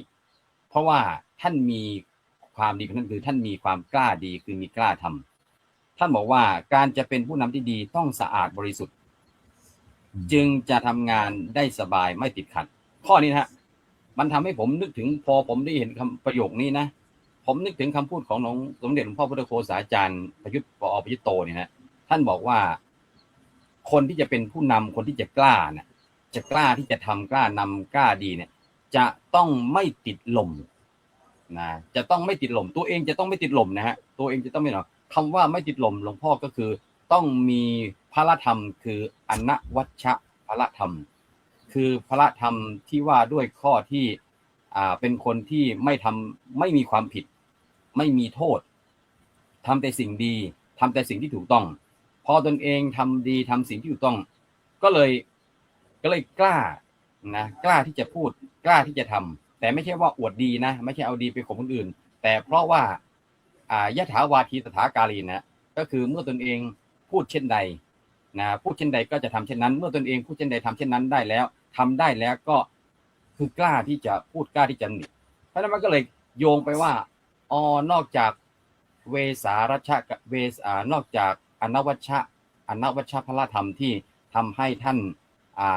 เพราะท่านทำสิ่งที่ถูกต้องดีงามมาตลอดท่านจึงเชื่อมั่นตนเองและกล้าที่จะพูดในสิ่งที่ดีที่งามนะในสิ่งที่ถูกต้องถ้าเห็นคนผิดท่านจะตำหนิทันทีหรือเพื่ออะไรเพื่อให้เขาได้กลับมาอยู่ในทางที่ดีในทางที่ถูกต้องอันนี้คือความกล้าของท่านเพราะฉะนั้นพอไปดูแล้วเห็นวิถีชีวิตหลวงตานะผมมีโอกาสได้ไปพักวัดไทยดีซีช่วงสั้นๆเช่นช่วงที่มีงานวัดไทยดีซีหรือช่วงที่พาคุณครูอาสาไปทัศนศึกษากรุงวอชิงตันดีซีก็จะไปพักที่วัดไทยดีซีอย่างหนึ่งที่จะเห็นก็คือการรักษาวัดปฏิบัติของท่านนะเช้าเย็นวัดปฏิบัติจะไม่ขาดเลยนะหลวงตาชีเนี่ยท่านจะทำวัดเช้าเย็นแล้วก็ ทำวัดเช้าหรือก่อนจะทำก็จะหันมามองพระ หันมามองครูว่าวันเนี้ยมีพระมีครูขึ้นมาทำวัดสวดมนต์ไหมเพราะฉะนั้นท่านสอนให้จำท่านทำให้ดูท่านอยู่ให้เห็นท่านเป็นตัวอย่างท่านเย็นให้ได้สัมผัสเพราะฉะนั้นทุกคนก็เลยขึ้นทำวัดไม่ได้เพราะกลัวท่านนะไม่ได้เพราะกลัวท่านแต่ขึ้นเพราะว่าท่านนำทางดีให้เห็นแล้วก็ท่านอยู่ให้เห็นเย็นให้ได้สัมผัสก็เลยอยากจะเดินเจริญรอยตามนะเพราะฉะนั้นก็เลยเห็นว่าสิ่งนี้แหละคือการท่านดำรงตนเองอยู่ในศีลเพราะฉะนั้นมันจะมีเห็นว่าเวสารัชชะกรณธรรมทำที่ทำให้เป็นคนแก้วกล้าอาจหาเนี่ย1 ใน 5นั่นก็คือศีลนะหลวงตาชีถือว่าเป็นพระที่ทรงพระธรรมวินัยนะทรงพระธรรมวินัยถือว่าเป็นผู้ที่รักเรื่องอาจาระเรื่องศีลท่านเนี่ยถือว่าเราสามารถกราบไหว้อย่างที่ท่านอาจารย์พูดว่าเราสามารถกราบได้โดยแนบโดยสนิทใจนะฮะกราบได้โดยสนิทใจเพราะฉะนั้นพอมีศีลคุณธรรมของศีลอย่างหนึ่งนะฮะอานิสงส์เรียกว่าอานิสงส์ของศีลอานิสงส์ของพระธรรมวินัยยังมีอยู่5ประการเนี่ยขอนำเสนอว่าที่อาจารย์วรรลบหรือว่าที่อาจารย์ปัญญากรพูดมาเนี่ยมันเชื่อมโยงทั้งหมดมันออกมามันไม่เหนือไปจากที่ได้พระพุทธเจ้าได้ตรัสไว้ในพระไตรปิฎกว่าปัญจิเมภิกขเวอานิสังสาวินยทะเรปุกเลนะภิกษุทั้งหลายอานิสงส์5ประการเหล่านี้ย่อมจะมีในบุคคลผู้ที่ทรงศีลทรงธรรมทรงวินัยข้อที่1ก็คืออัตตโนศีลขันโทสุขุโตโหติสุรักขิโตบุคคลผู้ที่ทรงศีลทรงธรรมทรงวินัยจะได้ชื่อว่ารักษาคุ้มครองรักษาศีลของตนได้ดีนอกจากนั้นข้อที่2ที่ท่านอาจารย์ปัญญากรพูดว่าได้ไปเจอญาติโยมแล้วญาติโยมบอกว่าเคยคิดฆ่าตัวตายเคยมีปัญหาในชีวิตสุดท้ายได้มาอาศัยคำสอนของหลวงตาทำให้กลับมีสติคิดได้แล้วก็ใช้ชีวิตอยู่มาจนถึงปัจจุบันก็ไปเข้ากับอานิสงส์ของบุคคลผู้ทรงวินัยข้อที่2คือกุกุจจะปกะตานังปฏิสรนังโหติบุคคลผู้ทรงวินัยทรงศีลทรงธรรมจะเป็นที่พึ่งของกลุ่มคนที่ยังมีความสงสัยในชีวิตยังมีความสงสัยในชีวิตคือไม่รู้ว่าจะใช้ชีวิตไปทางใดทางที่ถูกทางที่ดีทางที่งามเป็นยังไงสุดท้ายเลือกที่จะฆ่าตัวตายดีกว่าผู้ที่ทรงศีลทรงธรรมทรงวินัยปฏิสรนังมาเป็นที่พึ่งของคนเหล่านี้ทั้งบรรพชิตและคฤหัสถ์ส่วนข้อที่3อานิสงส์ของผู้ทรงศีลทรงธรรมวินัยที่เป็นลักษณะเด่นของหลวงตาชีคือที่บอกว่าท่านกล้าพูดกล้าตำหนิกล้าแสดงกล้าแสดงวิสัยทัศน์กล้าแสดงความเห็นในท่ามกลางหมู่คณะในท่ามกลางคณะสงฆ์หรือว่าในการประชุมสมัชชาสงฆ์ไทยในอเมริกาในอดีตที่ผ่านมาท่านจะกล้าแสดงความคิดเห็นซึ่งอาจจะย้อนแย้งหรือว่าอาจจะแตกต่างจากคนอื่นเพราะท่านมีความกล้าก็เพราะว่าเป็นอานิสงส์ของผู้ทรงศีลทรงวินัยข้อที่3คือวิสารโทสังคมัจเจโวหารติย่อมเป็นคนกล้าที่จะพูดในท่ามกลางหมู่คณะนอกจากนั้นข้อที่4ของอานิสงส์ของผู้ทรงศีลทรงธรรมทรงวินัยที่บอกว่าหลวงตาชีท่านกล้าตำหนิคนท่านกล้าสอนคนท่านกล้าว่าคนก็ตรงกับอานิสงส์ข้อที่4ที่บอกว่าปัจจัตถิเกสหธรรมเมนะสุนิคหิตังนิคันหาติท่านบุคคลผู้ทรงธรรมทรงวินัยย่อมตำหนิย่อมข่มบุคคลผู้ควรตำหนิผู้ควรข่มด้วยดีแล้วด้วยสหธรรมเนี่ยนะก็คือด้วยสหธรรมคือด้วยกัลยาณธรรมด้วยเมตด้วยกายกรรมวจีกรรมแล้วก็ข้อที่5สุดท้ายการที่หลวงตาชีดำรงชีวิตแบบนี้ด้วยความเป็นผู้ที่ทรงศีลทรงธรรมทรงวินัยทำให้หลวงตาชีรักษาพระศาสนา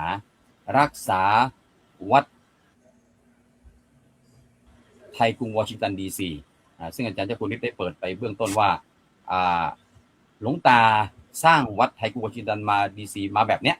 ตามสไตล์ของหลวงตาชีตามแนวของหลวงตาชีแบบนี้แหละเรียกว่าเป็นอานิสงส์ของผู้ทรงศีลทรงวินัยทรงศีลทรงธรรมทรงวินัยข้อที่5ข้อสุดท้ายว่าสัทธรรมัตติยาปฏิปโนโหติ การทำแบบนี้การรักษาวัดแบบนี้การดำรงชีวิตแบบนี้ได้ชื่อว่าเป็นการปฏิบัติเพื่อรักษาเพื่อความตั้งอยู่แห่งพระสัทธรรมจะเห็นว่าทั้ง 4-5 ประการที่ว่ามานี้ที่เราพูดกันว่าหลวงตาชีเป็นแบบนั้นแบบนี้พอไปดูมันเป็นอานิสงส์ของการที่เกิดจากความที่ท่านเป็นผู้ทรงธรรมทรงวินัยเลยทำให้ท่านมีความแกล้วกล้าในสังคมในหมู่ในคณะเวลาไม่เก้อเขินแล้วก็ท่านสามารถกล้าตำหนิคนนะกล้าตำหนิถ้าหากว่ามันเป็นสิ่งที่ดีงามแล้วท่านก็กล้าตำหนิโดยสหธรรมและสุดท้ายการที่ท่านดำเนินชีวิตแบบนี้แหละมันช่วยเป็นการดำรงสารีว่าวินัยทำวินัยหรือว่าศีลเนี่ยเป็นรากเป็นอายุของพระศาสนาเพราะฉะนั้นหากเราซึ่งเป็นพระรุ่นลูกรุ่นหลานเนี่ยนะอยากจะรักษาพระศาสนาอยากจะมีความกล้าก็ให้ดำรงตนเยี่ยงอย่างถอดบทเรียนจากหลวงตาชีก็คือให้เป็นผู้ทรงศีลทรงธรรมทรงวินัยและสุดท้ายสิ่งที่เราได้อย่างนี้ก็คือเราจะไม่มีวิปฏิสารเชื่อว่าหลวงตาชีท่านจะมีความคือเมื่อย้อนกลับมาสำรวจตรวจตัวเองแล้วพิจารณาตรวจตาศีลธรรมของตนเองนะธรรมวินัยของตนเองแล้วเราจะไม่เกิดวิปฏิสารคือความเดือดร้อนใจไม่มาตำหนิตนเองในภายหลังว่าเราไปทำผิดตรงนั้นเราไปทำตรงนี้เมื่อไม่ทำผิดเมื่อไม่มีวิปฏิสารจิตก็ไม่เศร้าหมองนะเมื่อจิตไม่เศร้าหมองสุคติเป็นที่หวังได้หลวงตาไปสู่สัมปรายภพที่เป็นสุคติหรืออาจจะยิ่งเหนือกว่านั้นอันนี้ผมก็บอกไม่ได้เพราะฉะนั้นก็ผมมาถอดบทเรียนหลวงตาชีในวันนี้ในฐานะในส่วนที่บอกว่าผมถือว่าท่านเป็นพระที่กล้านะกล้าดีนะดีในส่วนที่กล้าแล้วก็ท่านเพราะว่าท่านมีกล้าทำก็คือคุณธรรมที่ทำให้ท่านมีความกล้าหาญคือความที่ท่านเป็นผู้ทรงศีลทรงธรรมทรงวินัยแล้วก็ฝากไว้ครับเผื่อเราท่านทั้งหลายก็จะได้เป็นต้นกล้าแห่งความดีต่อจากหลวงตาครับผมครับวันนี้อาจารย์บุญยกรครับผมฟังแล้วถ้าผมไม่พูดเนี่ยผมก็มันแน่นในอกแน่นในอกครับนิมนต์ครับอาจารย์ครับคือผมกับอาจารย์อภิชาติแล้วเนี่ยผมว่ามันเป็นการตอดระงัดที่ยอดเยี่ยมที่สุดเลยนะเพราะว่าผมเนี่ยอยู่ประชุมกับหลวงตามาตั้งแต่ปี 2541 ครับผมเป็นคณะกรรมการปีแรก 2541 จนตอนนี้ตอน 2569 เลยครับกี่ปีแล้วผมร่วมมาแล้วเป็นต่อเนื่องตลอดเลยนะไม่เคยขาดเลยมีอยู่ครั้งหนึ่งผมบอกว่าผมคงพอแล้วนะไม่ต้องทำนะไม่ได้บอกว่าท่านบอกว่าไม่ได้งานเผยแผ่ของคุณมันไม่มีใครทำอย่างที่คุณทำที่จริงเราก็ไม่ได้นึกตัวนั่นตัวเองอ่ะแต่ว่าคนมันชอบอ่ะมันไม่รู้จะทำยังไงใช่ไหมคนมันชอบแต่นี่ผมเห็นความเด็ดเดี่ยวความเด็ดขาดของหลวงตาก็ตรงที่ว่าเวลาประชุมเนี่ยพระหนุ่มเนนน้อยบางทีมันก็มีข้อขัดแย้งกันด้านความคิดบ้างถ้าหลวงตาพูดทีเดียวก็จบเลยถ้าหลวงตาพูดแล้วจะจบเลยมันมีอยู่ครั้งหนึ่งนะว่าเลือกตั้งเนี่ยหลวงตาท่านเป็นประธานและทีนี้เลือกตั้งเนี่ยในเลือกตั้งเนี่ย2 ตำแหน่งนี้คะแนนเท่ากันครับคะแนนเท่ากันหลวงตาฟันธงเด็ดขาดเลยฟันธงเด็ดขาดว่ารูปนี้เป็นแล้วก็จบกันไปเพราะฉะนั้นมันมีหลายเรื่องผมยังมานั่งคิดอยู่นะว่าในชีวิตหลวงตาเนี่ย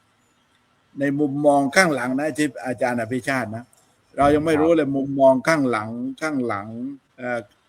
ในห้องเข้าไปอยู่ใช้ชีวิตใกล้ชิดหลวงตาเนี่ยท่านจะมีอารมณ์ขันบ้างไหมผมว่าคนที่ผมไม่กล้าพูดนะผมไม่กล้าพูดเลยผมบอกไปพูดในที่ประชุมผมก็ไม่กล้าพูดตรงๆทั้งหมดเหมือนอย่างที่อาจารย์อภิชาติว่านะเพราะว่าเราก็หนึ่งการใกล้ชิดจริงๆก็ไม่เหมือนกับจิตที่อยู่ใกล้ชิดผมบอกว่ามีเรื่องหนึ่งนะตอนนี้ผมฝากระเบิดไปให้อาจารย์เจ้าคุณพระวิเทศรัตนาพรนะอาจารย์เจ้าคุณถนัดนะว่าเรื่องที่หลวงตาเคยพูดว่า อยากจะตายหยังเกียรติไหมอืม อยากจะตายหยังเกียรติว่าเกียรติมันตายยังไงอ่ะเวลาตายหยังเกียรติเกียรติอันนั้นมันมีอะไรไปนั่นตายเกียรติเนี่ยนอนตายขากระดิกติงอ่ะนะตายหยังเกียรติในเรื่องของหลวงตาก็บอกว่าหลวงตาเล่าทีนี้ต้องให้อาจารย์เจ้าคุณวิเทศรัตนาพรอาจารย์เจ้าคุณถนัดนะ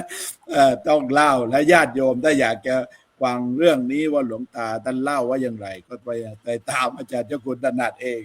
ครับผมครับ ครับขอบพระ ผม คุณ ส ครับ บายใจแล้วผมพอ ตายยั้งเขียดนะครับ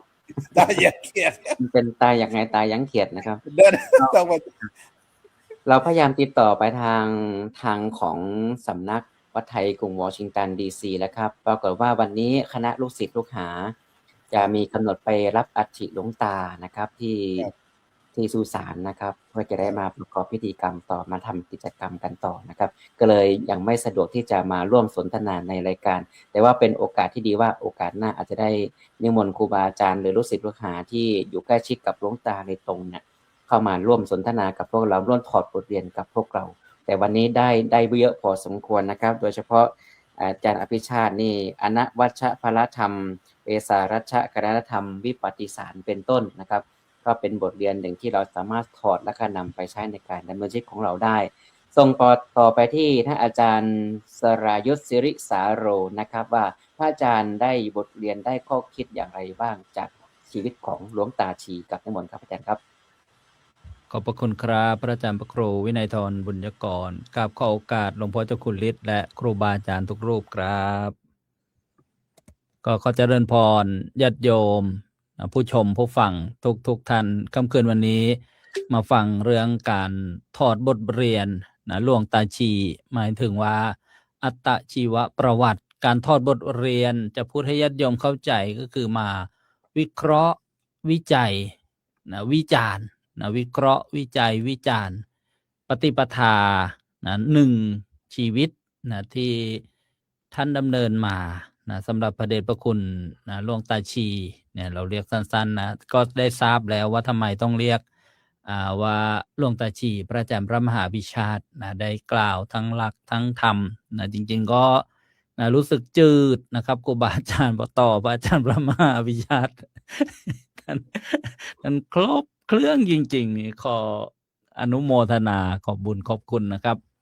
วิเคราะห์วิจัยวิจารณ์สำหรับผู้พูดกับพ่ออาตมาภาพเนี่ยก็ไม่ได้ไปสัมผัสใกล้ชิดเหมือนครูบาอาจารย์พระธรรมทูตสายต่างประเทศแต่ว่าเคยเจอ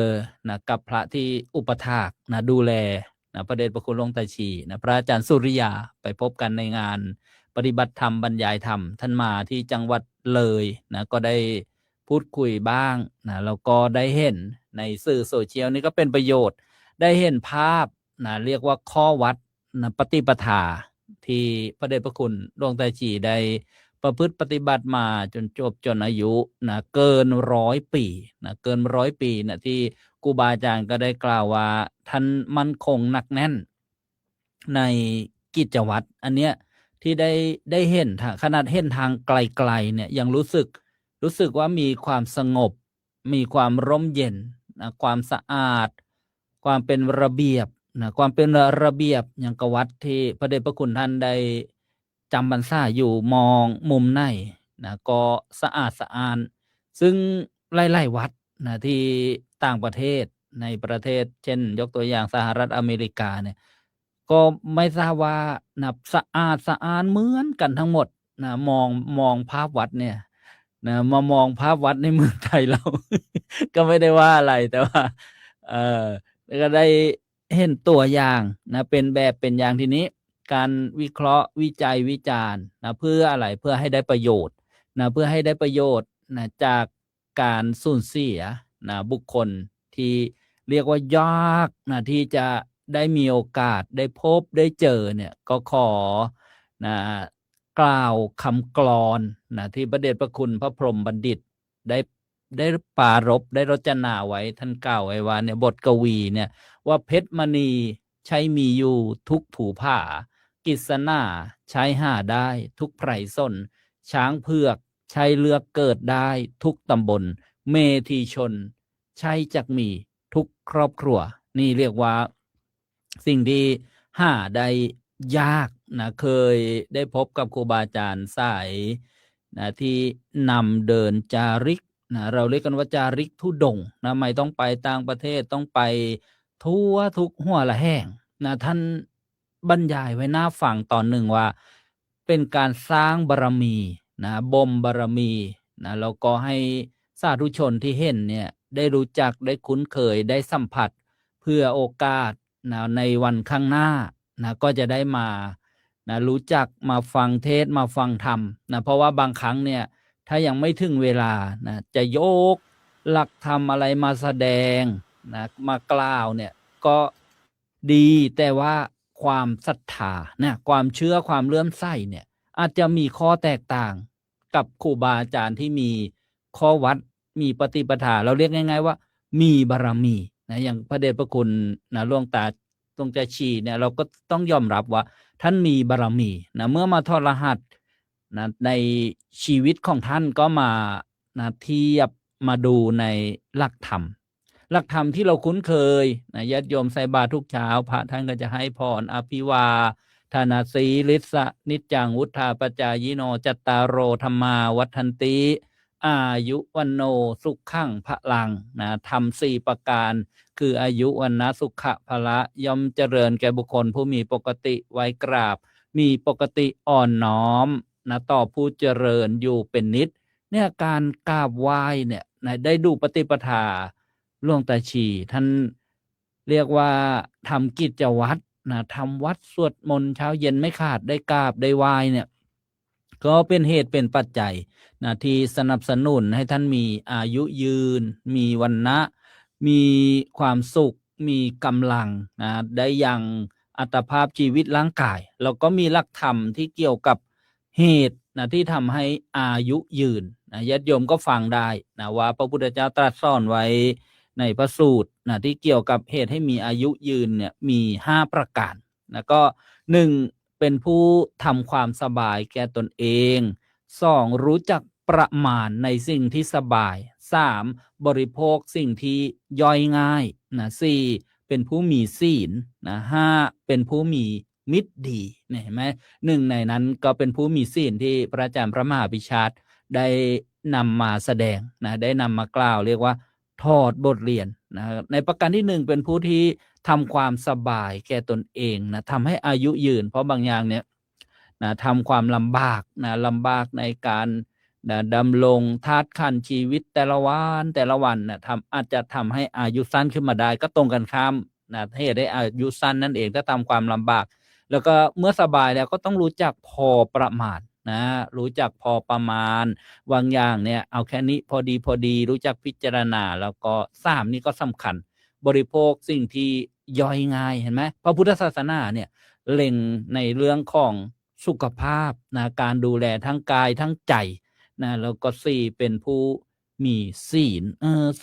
นะที่จะสนับสนุนให้อายุยืนนะเว้นจากปาณาติบาตอย่างนี้เป็นต้นแล้วก็เรียกว่าไล่ข้อนะแล้วก็เป็นผู้ที่มีมิตรดีสหายดีก็จะนำแต่สิ่งดีๆเคยฟังพระเดชพระคุณหลวงพ่อเจ้าคุณพุทธทาสได้กล่าวเกี่ยวกับสภาวะจิตใจเนี่ยถ้าเกิดมีความเครียดมีความโกรธขึ้นครั้งหนึ่งเนี่ยเซลล์ต่างๆเนี่ยระดับนะเกี่ยวกับความดันโลหิตอะไรเนี่ยจะมีผลนะส่งถึงกันต่อเนื่องกันอันนี้ก็เรียกว่านะการที่เป็นผู้มีศีลเป็นผู้มีมิตรดีก็จะทำให้ได้รับนะแวดล้อมนะที่ดีต่างๆนี่เรียกว่านะเป็นเหตุที่ทำให้อายุยืนนะแล้วก็นะความสันโดษนะความสันโดษนี้นะสันโดษในปัจจัย4ในการใช้บริโภคนะอาหารเครื่องนุ่งห่มที่อยู่อาศัยยารักษาโรคต่างๆแต่ว่าในเรื่องกุศลเนี่ยท่านไม่สันโดษนะไม่สันโดษท่านเป็นผู้นำทางนะผู้ทางเส้นทางการไปเผยแผ่พระพุทธศาสนาแล้วก็นะไปแบบระยะเวลายาวนานมากนะถ้าเป็นอดีตก็มีความผันผวนทางเหตุบ้านการเมืองบ้างอะไรบ้างนี่เรียกว่านะท่านเป็นผู้ที่แน่วแน่นะเป็นผู้บุกเบิกนะทำให้ อนุชนรุ่นหลังเนี่ยมีห้นทางนะที่จะไปสร้างวัดไปเผยแผ่พระพุทธศาสนาเรียกว่าเป็นชีวิตที่นะมีคุณค่าเป็นอย่างมาก เพราะฉะนั้นเนี่ยจึงควรที่จะได้มาศึกษาศึกษาปฏิปทาของพระเดชพระคุณท่านเพราะว่าเราจะต้องเดินทางจะต้องดำรงชีวิตแต่ละวันไปอีกแล้วก็การได้มีโอกาสได้รู้จักได้กราบได้ไหว้ถึงแม้ว่าจะอยู่แดนไกลเนี่ยก็บุญเนี่ยเกิดในจิตในใจก็เป็นโอกาสที่จะนำพาชีวิตของเราเนี่ยให้เจริญได้นี่ก็เรียกว่าเป็นการทอดบทเรียนจากหลวงตาชีก็เป็นปกิณกะก็กลับขอบพระคุณครับครูบาอาจารย์ทุกรูปครับผมขอบพระคุณครับพระอาจารย์สรายศศิริสาโรอันนี้ท่านก็ได้เน้นย้ำธรรมที่ทำให้อายุยืนว่าทำไมหลวงตาชีถึงมีอายุยืนถึง101 ปีอันนี้ก็เป็นส่วนหนึ่งที่เราควรจะมาถอดบทเรียนเรามาถึงช่วงท้ายของรายการนะครับพระอาจารย์และก็ญาติโยมท่านทั้งหลายที่รับฟังอยู่ในขณะนี้คนโยมวันเดอร์โวแมนก็ทิ้งคำถามไว้ว่าความสันโดษคืออะไรเจ้าคะเผื่อพระอาจารย์รูปใดรูปหนึ่งจะได้เมตตาตอบคุณโยมเนาะก่อนนี้เราจะเข้าไปสู่การปิดรายการในช่วงท้ายช่วงนี้เป็นช่วงของสรุปเราจะได้ฝากว่าถ้าพระอาจารย์แต่ละรูปอยากจะฝากปกติต้อง3 คำจะกล่าวถึงหลวงตาอันนี้ขอสัก5 คำนะครับ ถ้าจะกล่าวสัก5 คำถ้าจะกล่าวถึงหลวงตาเนี่ยพระอาจารย์จะใช้คำไหนถึงจะเหมาะที่จะเกี่ยวกับชีวิตของหลวงตาเป็นคำสุดท้ายเป็นรอบจบครับผมนิมนต์พระเดชพระคุณพระวิเทศสิทธิธรรมมาพรเป็นเบื้องต้นก่อนครับนิมนต์ครับ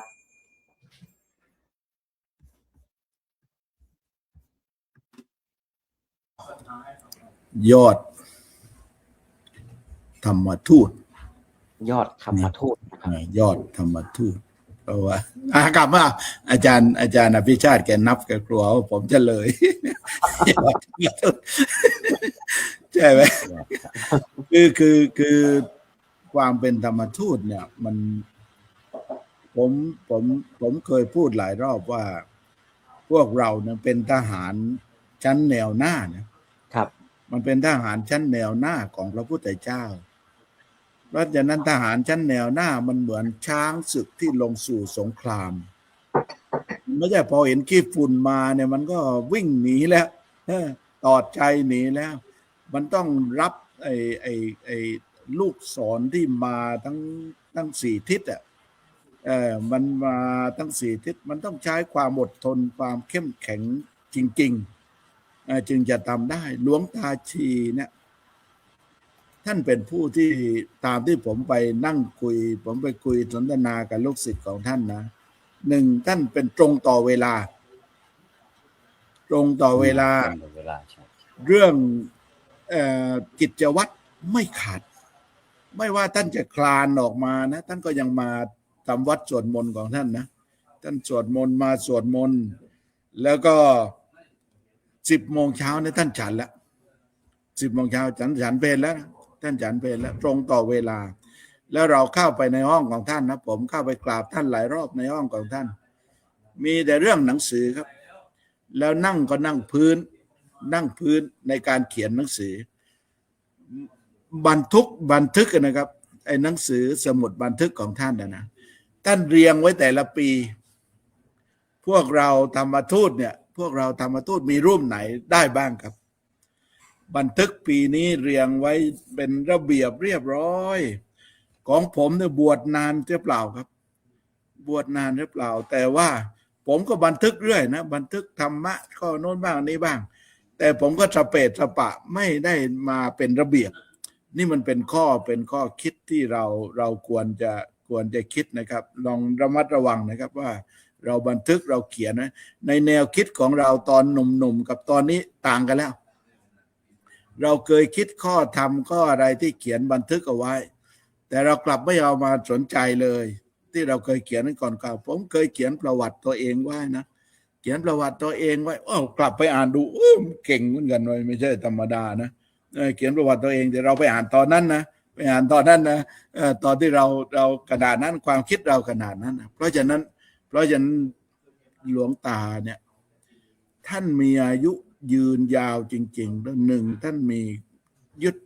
ยึดมั่นในวิธีการวิถีชีวิตของพระธรรมทูตจริงๆแล้วท่านบอกว่าญาติโยมเนี่ยให้พระมาอยู่แล้วต้องดูแลนะวัดไทยกรุงวอชิงตันดีซีจะต้องมีญาติโยมมาทุกวันทั้งเช้าทั้งเพลทั้งเช้าทั้งเพลทั้งเช้าทั้งเพลก็เราก็ยอมรับได้นะหนึ่งคือว่ามันเป็นเมืองหลวงเป็นเมืองหลวงนะเมืองหลวงก็ญาติโยมก็มากแล้วท่านก็ไปอยู่ในถิ่นที่มันมีคนจำนวนมากผมขำครั้งหนึ่งนะครับคือหลวงตาจีคนท่านชอบนะท่านชอบฉันในเรื่องอะไรคิดว่าก๋วยเตี๋ยวอะไรพวกเนี้ยแล้วท่านก็ใส่น้ำปลาแล้วโยมก็จะบอกว่าหลวงตาอย่าไปใส่มากมันเค็มมันก็มีปัญหากับสุขภาพผมก็นั่งคิดอย่างผมว่าโยมที่ไปเตือนท่านไม่รู้อายุจะถึง80ไหม คนที่เตือนเนี่ยนะแต่หลวงตาอายุตั้ง100เกือบ200เกือบ102 ปีนะครับมันไม่ใช่101 ปีเกือบ102 ปีครับแต่ว่าไอ้คนที่ไปเตือนไม่รู้จะอยู่ถึง80หรือเปล่าไม่แน่ใจครับมันก็ไม่แน่นอนนะครับไม่แน่นอนครับก็รอบ2แค่นี้ครับผมครับขอบพระคุณครับอาจารย์เจ้าคุณฤทธิ์นะครับ ต่อไปที่อาจารย์พระครูสุนทรธรรมนิเทศครับขอฝาก5 คำถวายนิทานนะครับ อาจารย์สรุปครับผมถ้ามองว่าพระเดชพระคุณหลวงตาชีในไม่กี่คำก็หลวงตาชีผู้เปี่ยมด้วยบารมีแล้วกันครับผมถ้ามาเทียบกับบารมี10นี่ก็เกือบจะไม่เหลือข้อไหนที่พระเดชพระคุณไม่ได้ปฏิบัตินะครับนั้นตั้งแต่ทานบารมีก็ได้ทราบเป็นที่ประจักษ์กันอยู่แล้วว่าพระเดชพระคุณได้สงเคราะห์พุทธบริษัททั้งในประเทศไทยนะที่ได้ท่านช่วยแล้วก็ได้ไปถึงต่างแดนด้วยทั้งคนไทยแล้วก็ต่างชาติแล้วก็ในเรื่องศีลบารมีเองก็เป็นผู้ที่รักษาศีลด้วยความบริสุทธิ์จริงๆเรียกว่าดูจากหน้าตาที่สดใสแล้วก็ที่มีความแกล้วกล้าในการเผยแผ่ที่พระอาจารย์มาได้พูดถึงว่าท่านมีความแกล้วกล้าเนี่ยโดยเฉพาะเรื่องศีลนี่สำคัญเลยทีเดียวเป็นผู้ที่รักษาได้อย่างบริสุทธิ์ไม่มีความด่างพร้อยอาจารย์พิชาติได้พูดถึงไปแล้วก็เรื่องของการเนกขมบารมีการออกบวชท่านได้ถือเพศบรรพชิตมาตั้งแต่อายุน้อยๆจนถึงเรียกว่าอายุ100เกือบ2 ปีที่พระเดชพระคุณได้กล่าวถึงว่าเป็นเวลาที่ยาวนานแล้วก็ปัญญาบารมีอย่างที่ท่านใฝ่ในเรื่องการศึกษาแม้แต่อายุมากเนี่ยยังจับปากกาเขียนอะไรที่เป็นอีกรูปหนึ่งก็ไปเด็กคุณอยากจะพูดถึงก็หลวงพ่อเจ้าคณะคนใหญ่เจ้าคณะใหญ่คนใต้ไปแต่คุณอายุ90กว่าก็ยังเขียนอยู่บันทึกใครมาเยี่ยมวันนี้ได้คุยกับใครบ้างท่านจะบันทึกเอาไว้แล้วปีหนึ่งก็ออกมาเป็นหนังสือเล่มหนึ่งได้เยอะหนาทีเดียวนะเรียกว่า365วันเนี่ยมากกว่า365หน้านะครับมีเรื่องราวต่างๆมากมายบันทึกอันเรื่องนี้ก็ถือว่าเป็นแรงบันดาลใจให้กับพระรุ่นหลังๆทั้งเรื่องวิริยบารมีเองในเรื่องความเพียรเนี่ยความพยายามของพระเดชพระคุณในการไปอยู่ต่างแดนเนี่ยโอ้มันเยอะแยะมากมายจริงๆสู้กับสภาพอากาศสู้กับเรื่องของวัฒนธรรมที่มันยังไม่คุ้นเคยสู้กับเรื่องของคนที่ยังมีความคิดต่างหรือในเรื่องของการสื่อสารอะไรต่างๆนะพระเดชพระคุณก็ได้สร้างในเรื่องของวิริยบารมีในเรื่องขันติบารมีก็ความอดทนทั้งเรียกว่าทนในสภาพที่มีความเปลี่ยนแปลงในบริบทที่มันไม่เหมือนในประเทศไทยนะก็เรียกว่าทนแดดทนฝนทนลมหนาวทนบางครั้งก็อาจจะมีทนอดด้วยบางไม่แน่ใจนะแต่เมื่อกี้ไปดูคุณบอกว่าพระมาอยู่ต้องดูแลก็หมายความว่าคือรุ่นพระเดชพระคุณหลวงตาชีอาจจะลำบากแต่รุ่น หลังๆนี่จะสบายขึ้น เพราะว่าท่านได้เปิดทางเอาไว้นะให้ได้มีพระได้ไปช่วยปฏิบัติศาสนกิจในส่วนของสัจจบารมีในเรื่องของการพูดการจาอย่างที่ท่านเป็นพระคุณหลวงตาชีเนี่ยเป็นผู้ที่ตรงไปตรงมาคำไหนคำนั้นแล้วก็เรียกว่าท่านก็ตือสัจจะอธิษฐานบารมีนี่คือความตั้งใจเลยว่าท่านจะไปเป็นพระธรรมทูตเผยแผ่ธรรมในต่างแดนเนี่ยท่านตั้งมั่นแล้วก็อุทิศตนเพื่อการเผยแผ่ธรรมทำหน้าที่เพื่อธรรมะไม่ใช่เพื่อลาภยศสักการะใดๆทำเพื่อทำบูชาธรรมถวายเป็นพุทธบูชาจริงๆนะแล้วก็ในเมตตาบารมีนั้นคือสิ่งที่พระคุณให้เห็นเป็นตัวอย่างว่าใครไปอยู่ใกล้แล้วก็จะได้รู้สึกถึงความเมตตาที่พระคุณได้แผ่ซ่านให้มีความรู้สึกที่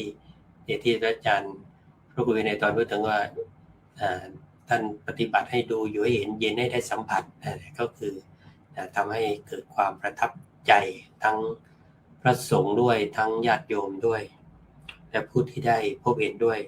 ส่วนเวขาบารมีนั้นถือว่าพระเดชพระคุณก็เป็นผู้ที่อยู่ในลักษณะที่เรียกว่าไม่ซ้ำเติมในเรื่องของใครที่อาจจะอะไรแต่ท่านก็ให้โอกาสในการที่จะปรับปรุงแก้ไขแล้วก็วางใจไม่ลำเอียงในลักษณะที่มีความเที่ยงธรรมเป็นผู้ให้โอกาสในการที่จะให้พระสงฆ์ได้เข้าไปปฏิบัติศาสนกิจในฐานะพระธรรมทูตแล้วก็เป็นต้นแบบตัวอย่างที่ดีให้ก็ถือว่าได้รับความไว้วางใจในฐานะความเป็นผู้นำโดยเฉพาะเจ้าวาดที่เป็นเวลานานที่พระคุณได้ทำหน้าที่ในวัดไทยวอชิงตันดีซีจนกระทั่งมรณภาพนี่ก็ถือว่าบารมีทั้ง10เนี่ยท่านได้ปฏิบัติอย่างครบถ้วนนะครับแต่ว่าก็ถือว่าเป็นบุญของ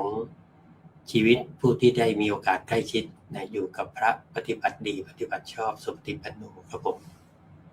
ครับขอบพระคุณครับท่านอาจารย์พระครูสนดรธรรมนิเทศนะครับญาติโยมทั้งหลายที่ฟังในขณะนี้ก็สามารถที่จะเขียนคำยกย่องหลวงตาได้5คำได้นะครับคุณโยมวันเดอร์บอมแบนบอกว่าเป็นแม่ทัพใหญ่อันนี้รู้สึกจะขาดไป1นะครับนะโยมคำเมลเลอร์บอกว่าสุดยอดเลยเจ้าค่ะอันนี้ไม่ใช่ว่าเป็นไม่แน่ใจเป็นคำชมหรือเปล่านะครับอันนี้แซวญาติโยมเนาะต่อที่อาจารย์พระมหาวันลบเลยครับผมนี่หมดนะครับครับผมขอ5คำสั้นๆครับผู้นำที่แท้จริงครบนะครับ ผู้นำที่แท้จริงคือ1ท่านเป็นผู้นำในเรื่องของความเสียสละอย่างที่เรารู้อยู่และก็2ท่านเป็นผู้นำในฐานะที่เป็นแรงบันดาลใจให้ศิษยานุศิษย์หรือพระธรรมทูตรุ่นหลังเนี่ยมีความแกล้วกล้าในการที่จะยึดความถูกต้องเหนือความถูกใจเพราะประเทศรู้กันหลวงตาท่านจะยึดเรื่องความถูกต้องเหนือความถูกใจเพราะฉะนั้นใครที่ไปที่วัดของท่านแล้วไปทำอะไรที่ผิดประเพณีผิดศีลผิดธรรมผิดจารีตที่ถูกต้องเนี่ยท่านตำหนิได้ทันทีไม่ว่าคนนั้นจะมียศถาบรรดาศักดิ์ใหญ่โตแค่ไหนอย่างไรหลวงตาท่านไม่สนใจ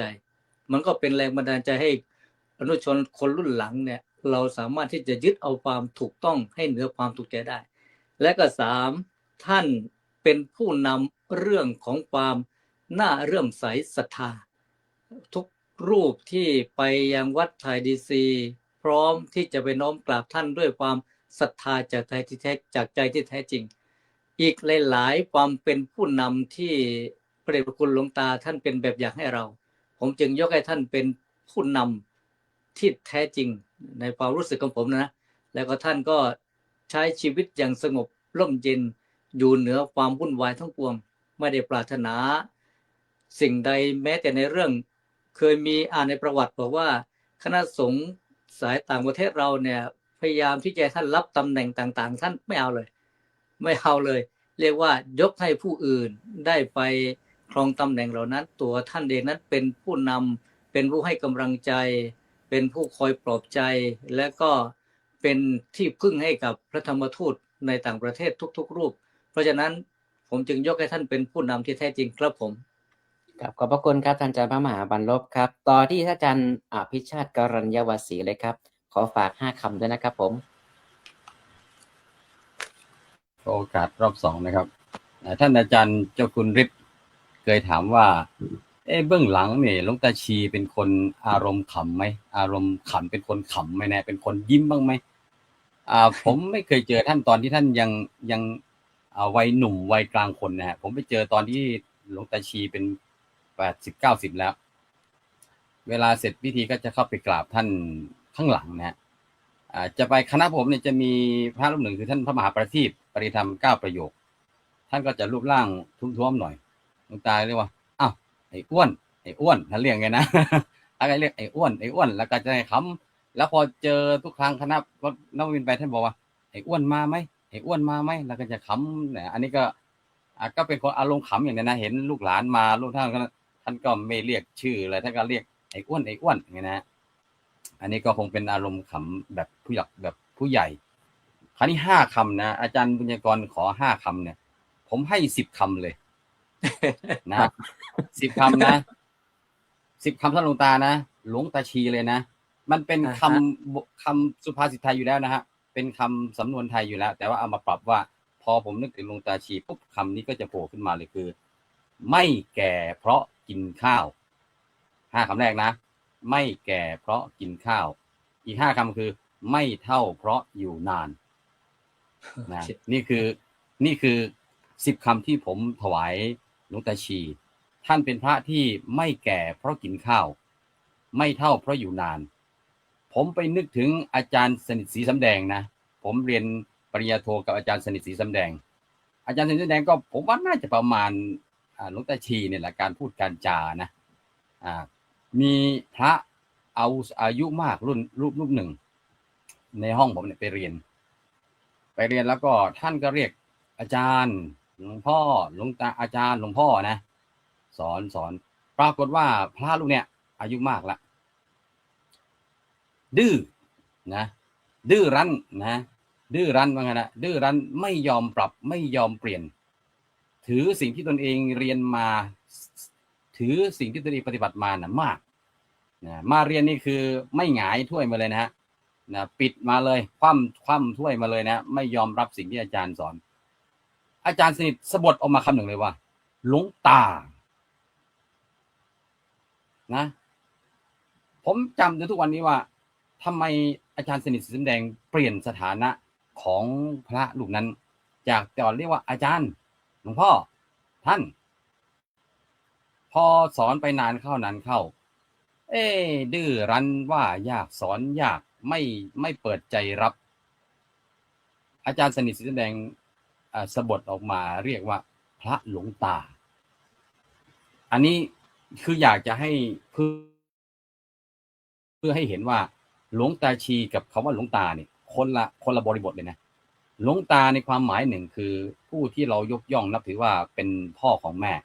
ที่เรายกย่องนับถือมากเราก็เรียกหลวงตาแต่ว่าหลวงตาชีนี่คือท่านให้ใช้นามปากกาท่านมาอย่างนั้นเราก็เรียกหลวงตาแต่อีกความหมายหนึ่งเขาเรียกหลวงตาเนี่ยคือเรียกพระที่บวชตอนแก่ก็เรียกว่าหลวงตาหรือบางทีเรียกที่พระว่ายากสอนยากก็เรียกพระเลยผมก็จะอาจารย์สนิทเนี่ยใช้คำว่าหลวงตากับพระที่บวชตอนแก่แล้วก็ว่ายากสอนยากหรือเปล่านะฮะอันนี้เพราะฉะนั้นก็แต่สำหรับหลวงตาชีผมถวาย10 คำว่าแล้วก็ถวาย10 คำแล้วก็มาถอดเป็นบทเรียนให้เราท่านทั้งหลายที่ยังมีชีวิตอยู่นี่นะ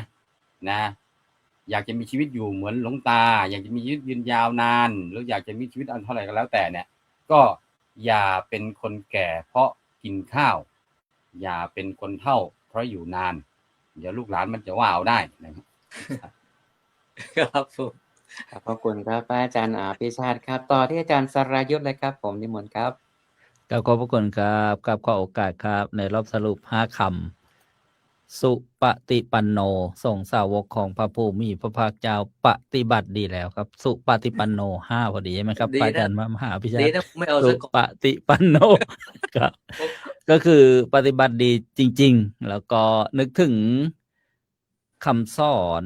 นะโอวาทของหลวงปู่มหาสำเริงที่ส่วนโพธิธรรม 27 ซึ่งเป็นคณะสหายธรรมของหลวงพ่อพุทธทาสอย่างนี้ญาติโยม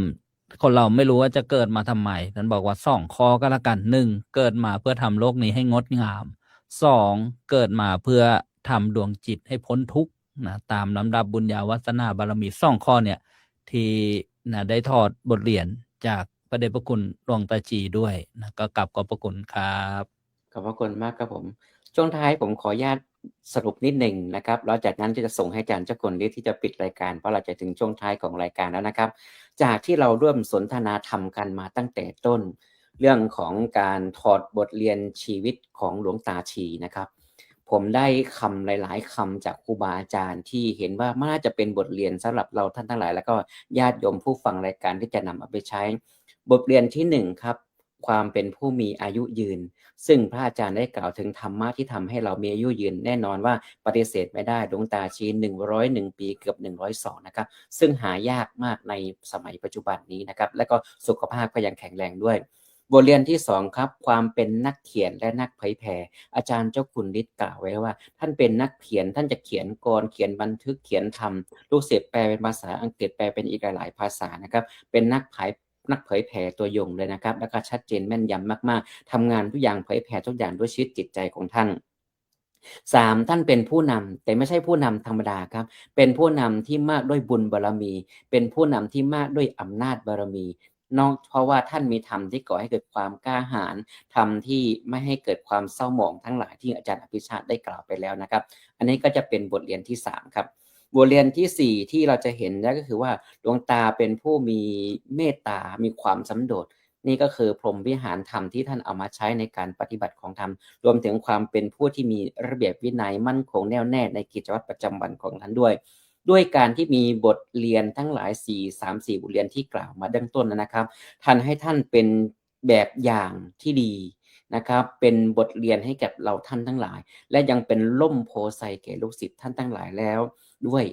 นอกจากนั้นเมื่อเวลาท่านจากเราไปเนี่ยบทเรียนที่ท่านทำเนี่ยมันสิ่งที่ท่านทำไว้ตั้งแต่ต้นจนถึงบั้นปลายชีวิตของท่านเนี่ยกลายเหมือนว่าเป็นล่มโพใบใหญ่เป็นล่มไทรใบหนาเมื่อท่านล้มลงไปแล้วแน่นอนว่าย่อมสร้างความสั่นสะเทือนไปสู่โลกทั้งหลายไปสู่ประเทศทั้งหลายญาติโยมลูกศิษย์ทหารก็เกิดความเศร้าโศกและความเสียใจเสียดายว่าบุรุษเอกท่านนี้ได้จากพวกเราไปแล้วแต่ว่าสิ่งที่ท่านทำไว้ยังเป็นอมตะแก่พวกเราฝากไว้เป็นข้อคิดสำหรับพวกเราโดยเฉพาะเป็นยอดพระธรรมทูตเป็นแม่ทัพใหญ่เป็นผู้เปี่ยมด้วยบารมีเป็นผู้นำที่แท้จริงเป็นผู้ให้ที่แท้จริงเป็นพระผู้เที่ยงธรรมเป็นผู้ที่อาจารย์อภิชาติบอกว่า10 คำเมื่อกี้นะครับ แล้วก็ที่สำคัญครับเป็นแม่ทัพผู้กล้าแล้วก็เป็นพระสุปฏิปันโนนะครับก็ฝากไว้สำหรับค่ำคืนนี้เผื่อญาติทั้งหลายจะได้นำเอาไปใช้ได้ส่งต่อไปที่ท่านอาจารย์เจ้าคุณฤทธิ์ปิดรายการเลยครับผมขอบคุณนะครับเปิดไมค์ครับผมอีกรอบนึงนะครับคือว่าวันนี้เรามาต่อรหัสหลวงตาชีนะถือว่าสมบูรณ์แบบเลยนะครับแต่ว่าผมในนามของสมัชชาสงฆ์ไทยในประเทศสหรัฐอเมริกาซึ่งหลังจากที่พระเดชพระคุณหลวงตาชีเนี่ยท่านไม่สบายทางคณะกรรมการสมัชชาสงฆ์ไทยในอเมริกาก็แวะเวียนกันไปเยี่ยมท่านสม่ำเสมอแล้วก็เมื่อท่านมรณภาพลงเนี่ยทางสมัชชาก็ได้ประชุมกันเรื่องที่เราจะต้องมีปัจจัยไปร่วมไปช่วยก็ได้อนุมัติไป 30,000 เหรียญในช่วงต้นและหลังจากนั้นมีวัดต่างๆที่ทำบุญเข้าไปโดยตรงนะไปที่วัดก็โดยตรงก็ท่านเลขาธิการพระครูรัตนปัญญาวิเทศได้ออกมาประกาศเมื่อก่อนจะจบรายการก่อนจะจบงานหลวงตาเนี่ยว่าศิษยานุศิษย์โดยมีพระวิเทศรัตนาพรและเป็นที่เป็นพระสงฆ์นะเป็นธรรมทูตแล้วก็มีญาติโยมเขามีเจตนาที่จะนำปัจจัยเหล่านี้เป็นกองทุนไว้ให้กับหลวงตา เป็นกองทุนให้กับหลวงตาเนี่ยเขาเป้าก็น่าจะเป็นแสนเหรียญนะครับที่ตั้งเป็นกองทุนเพื่อช่วยเหลือพระธรรมทูตที่กำลังทำงาน แล้วก็ช่วยในเรื่องของการเผยแผ่พระพุทธศาสนาในประเทศสหรัฐอเมริกาด้วยนะครับยิ่งใหญ่มากแล้วก็เพื่อในการอนุเคราะห์สงเคราะห์เมื่อเหตุการณ์โลกอะไรที่มันเกิดขึ้นกับคณะสงฆ์กับโลกใบนี้แล้วก็เพราะฉะนั้นทางสมัชชาสงฆ์ไทยในสหรัฐอเมริกาเนี่ยผมถึงรับผิดชอบในเรื่องเกี่ยวกับงานเผยแผ่เราก็มีการพิมพ์หนังสือหลายเล่มไปแจกก็ผมก็ไปแวะเวียนตั้งแต่เริ่มต้นตั้งญาติโยมมานะผมก็มีความรู้สึกภูมิใจกับญาติโยมที่กรุงวอชิงตันดีซีนะที่เขาให้ความสนใจมาหยิบกันไปเยอะแยะมากมายหนังสือกระจัดกระจายออกไปเยอะมากทางสมัชชาสงฆ์ไทยก็ได้พิมพ์เอสเซของหลวงตาชีที่ท่านเขียนแล้วอาจารย์กำตันก็ได้พิมพ์หนังสือชีวิตของหลวงตาชีนั่นแหละ101 ปีแล้วก็ทางสมัชชาก็ได้พิมพ์หนังสือ The Buddhist for Young Children ซึ่งเป็นหนังสือภาคภาษาอังกฤษของลูกศิษย์ของท่านด้วยนะคือดร.ชื่นไปวางแจกด้วยแล้วก็ที่สำคัญนะครับผมก็อยากจะขอบคุณโดยเฉพาะธรรมทูตคฤหัสถ์วิถีพุทธภาคพื้นอเมริกาก็ได้ร่วมกับศิษยานุศิษย์ของวัดป่าสันติธรรมซึ่งมีอาจารย์อาจารย์เราเรียกว่าอาจารย์แม่สมปองใช่ไหมสมปองเบรซึ่งได้นำคณะมาทำโรตีครับตอนนี้เขาจึงบอกว่าโรตีนี่เป็นซิกเนเจอร์ของธรรมทูตคฤหัสถ์วิถีพุทธภาคพื้นอเมริกานะครับก็นี่เห็นไหมครูบาอาจารย์จากประเทศไทยมาร่วมมาชมมารับกันโรตีทั้งหมดประมาณ900แผ่นครับในเวลาแค่2 วัน900แผ่นแล้วมีนี่คนที่มาช่วยงานก็มีทั้งสมาชิกที่เป็นคนที่เกิดในประเทศสหรัฐอเมริกาด้วยนี่เจ้าคุณราชจากนอร์เวย์จากประเทศอังกฤษนี่เจ้าคุณตนัดเนี่ยเจ้าคุณตนัดก็ยืนอยู่หน้าโรตีเนี่ยผมก็ต้องตื่นตี 5พร้อมกับประธานธรรมทูตคฤหัสถ์วิถีพุทธภาคพื้นอเมริกาไม่ใช่ตี 5ต้องเดินทางไปถึงซุ้มโรตีครับผมก็ไปเดินคุยอะไรช่วยได้ผมก็ทำนะผมก็ทำบางคนก็เรียกโรตีเจ้าคุณครับอร่อยมากครับอร่อยมากไปที่ไหนขอติดตามได้นะไปที่ไหนก็ติดตามได้เพราะนั้นก็ขอในงานครั้งนี้มีอะไรที่ผิดพลาดรายการนี้มีอะไรที่ผิดพลาดที่ลูกศิษย์ลูกหาของหลวงพ่อที่อยู่ใกล้ชิดที่มองเห็นว่าพวกเราได้มาพูดคุยสนทนาส่วนไหนที่ไม่ได้เป็นความจริงอย่างที่ว่าก็ต้องขออภัยแต่พวกผมมั่นใจว่าเราได้นำเอาส่วนที่ถูกต้องที่ดีที่สุดกลับมาพูดสนทนาครับขอปิดรายการครับผมสาธุจะนำรายการเสียงธรรมจากสมัชชาสงฆ์ไทยในสหรัฐอเมริกาขออนุโมทนาพระเดชพระคุณพระวิเทศสิทธิธรรมพรวัดอาตมยตารามท่านอาจารย์พระครูสุนทรธรรมนิเทศท่านอาจารย์พระมหาวันลบอาคาธรรมโมท่านอาจารย์พระมหาอภิชาติการัญญวาสีอาจารย์สารยศศิริสาโรนะครับและวันนี้ผมพ่อครูวินัยธรบุญยกรปิยศิโลเป็นผู้ดำเนินในการผิดพลาดประการใดก็ขอกราบขอไว้ครูบาอาจารย์ทุกท่านและญาติโยมท่านหลายที่รับชมและฟังรายการนี้ด้วยนอกจากนั้นเราพบกันใหม่ในวันพรุ่งนี้ในเวลาเดิมแต่หัวข้อจะเป็นอย่างไรนั้นติดตามรับชมรับฟังกันวันนี้มีผู้ชมตลอดต่อเนื่องนะครับ48-50ท่านด้วยกันคอมเมนต์เข้ามาก็100กว่า120คอมเมนต์คือมากมายมากขอบคุณที่ให้ความสนใจแล้วก็เผยแผ่ธรรมคำสอนขององค์พระสัมมาสัมพุทธเจ้าวันนี้ปิดรายการด้วยเสียงเพลงธรรมะคีตะเป็นผู้เป็นห่มโพห่มใสหลวงตาสีผู้เป็นห่มโพห่มใสและพบกันใหม่ในวันพรุ่งนี้เวลาเดิมครับขอบพระคุณมากครับ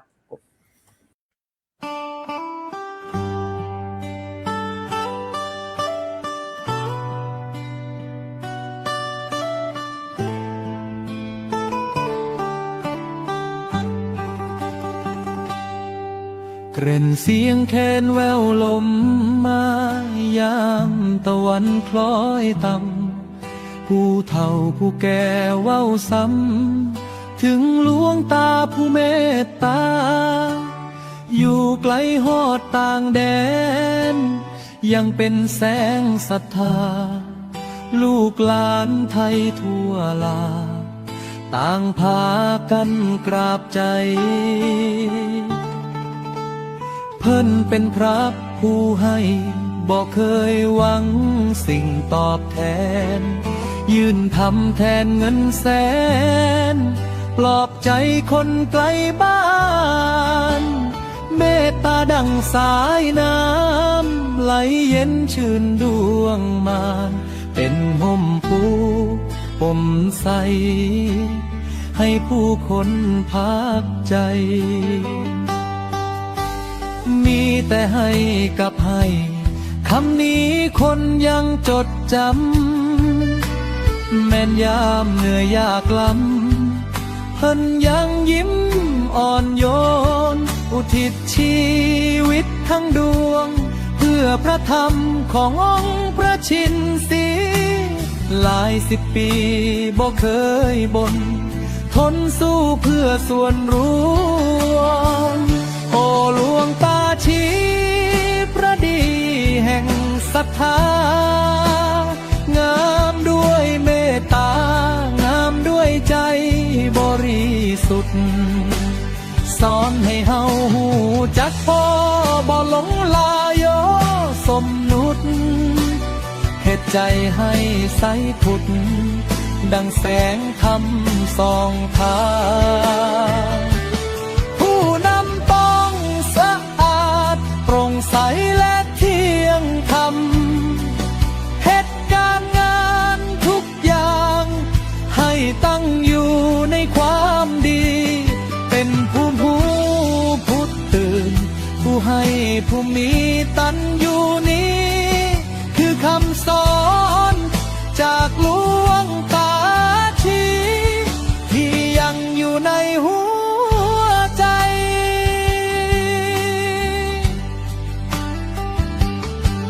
ชีวิตที่เรียบง่ายบ่ยึดติดชื่อเสียงใด มักน้อยและพอใจ คือแบบอย่างคนดี แม่นอยู่แดนไกลตา แต่หัวใจใกล้ศรัทธา สร้างวัดสร้างปัญญา ให้ลูกหลานชาวไทย ขันติธรรมของเพิ่นงดงามเกินคำใด ผ่านหนาวผ่านหานมาไกล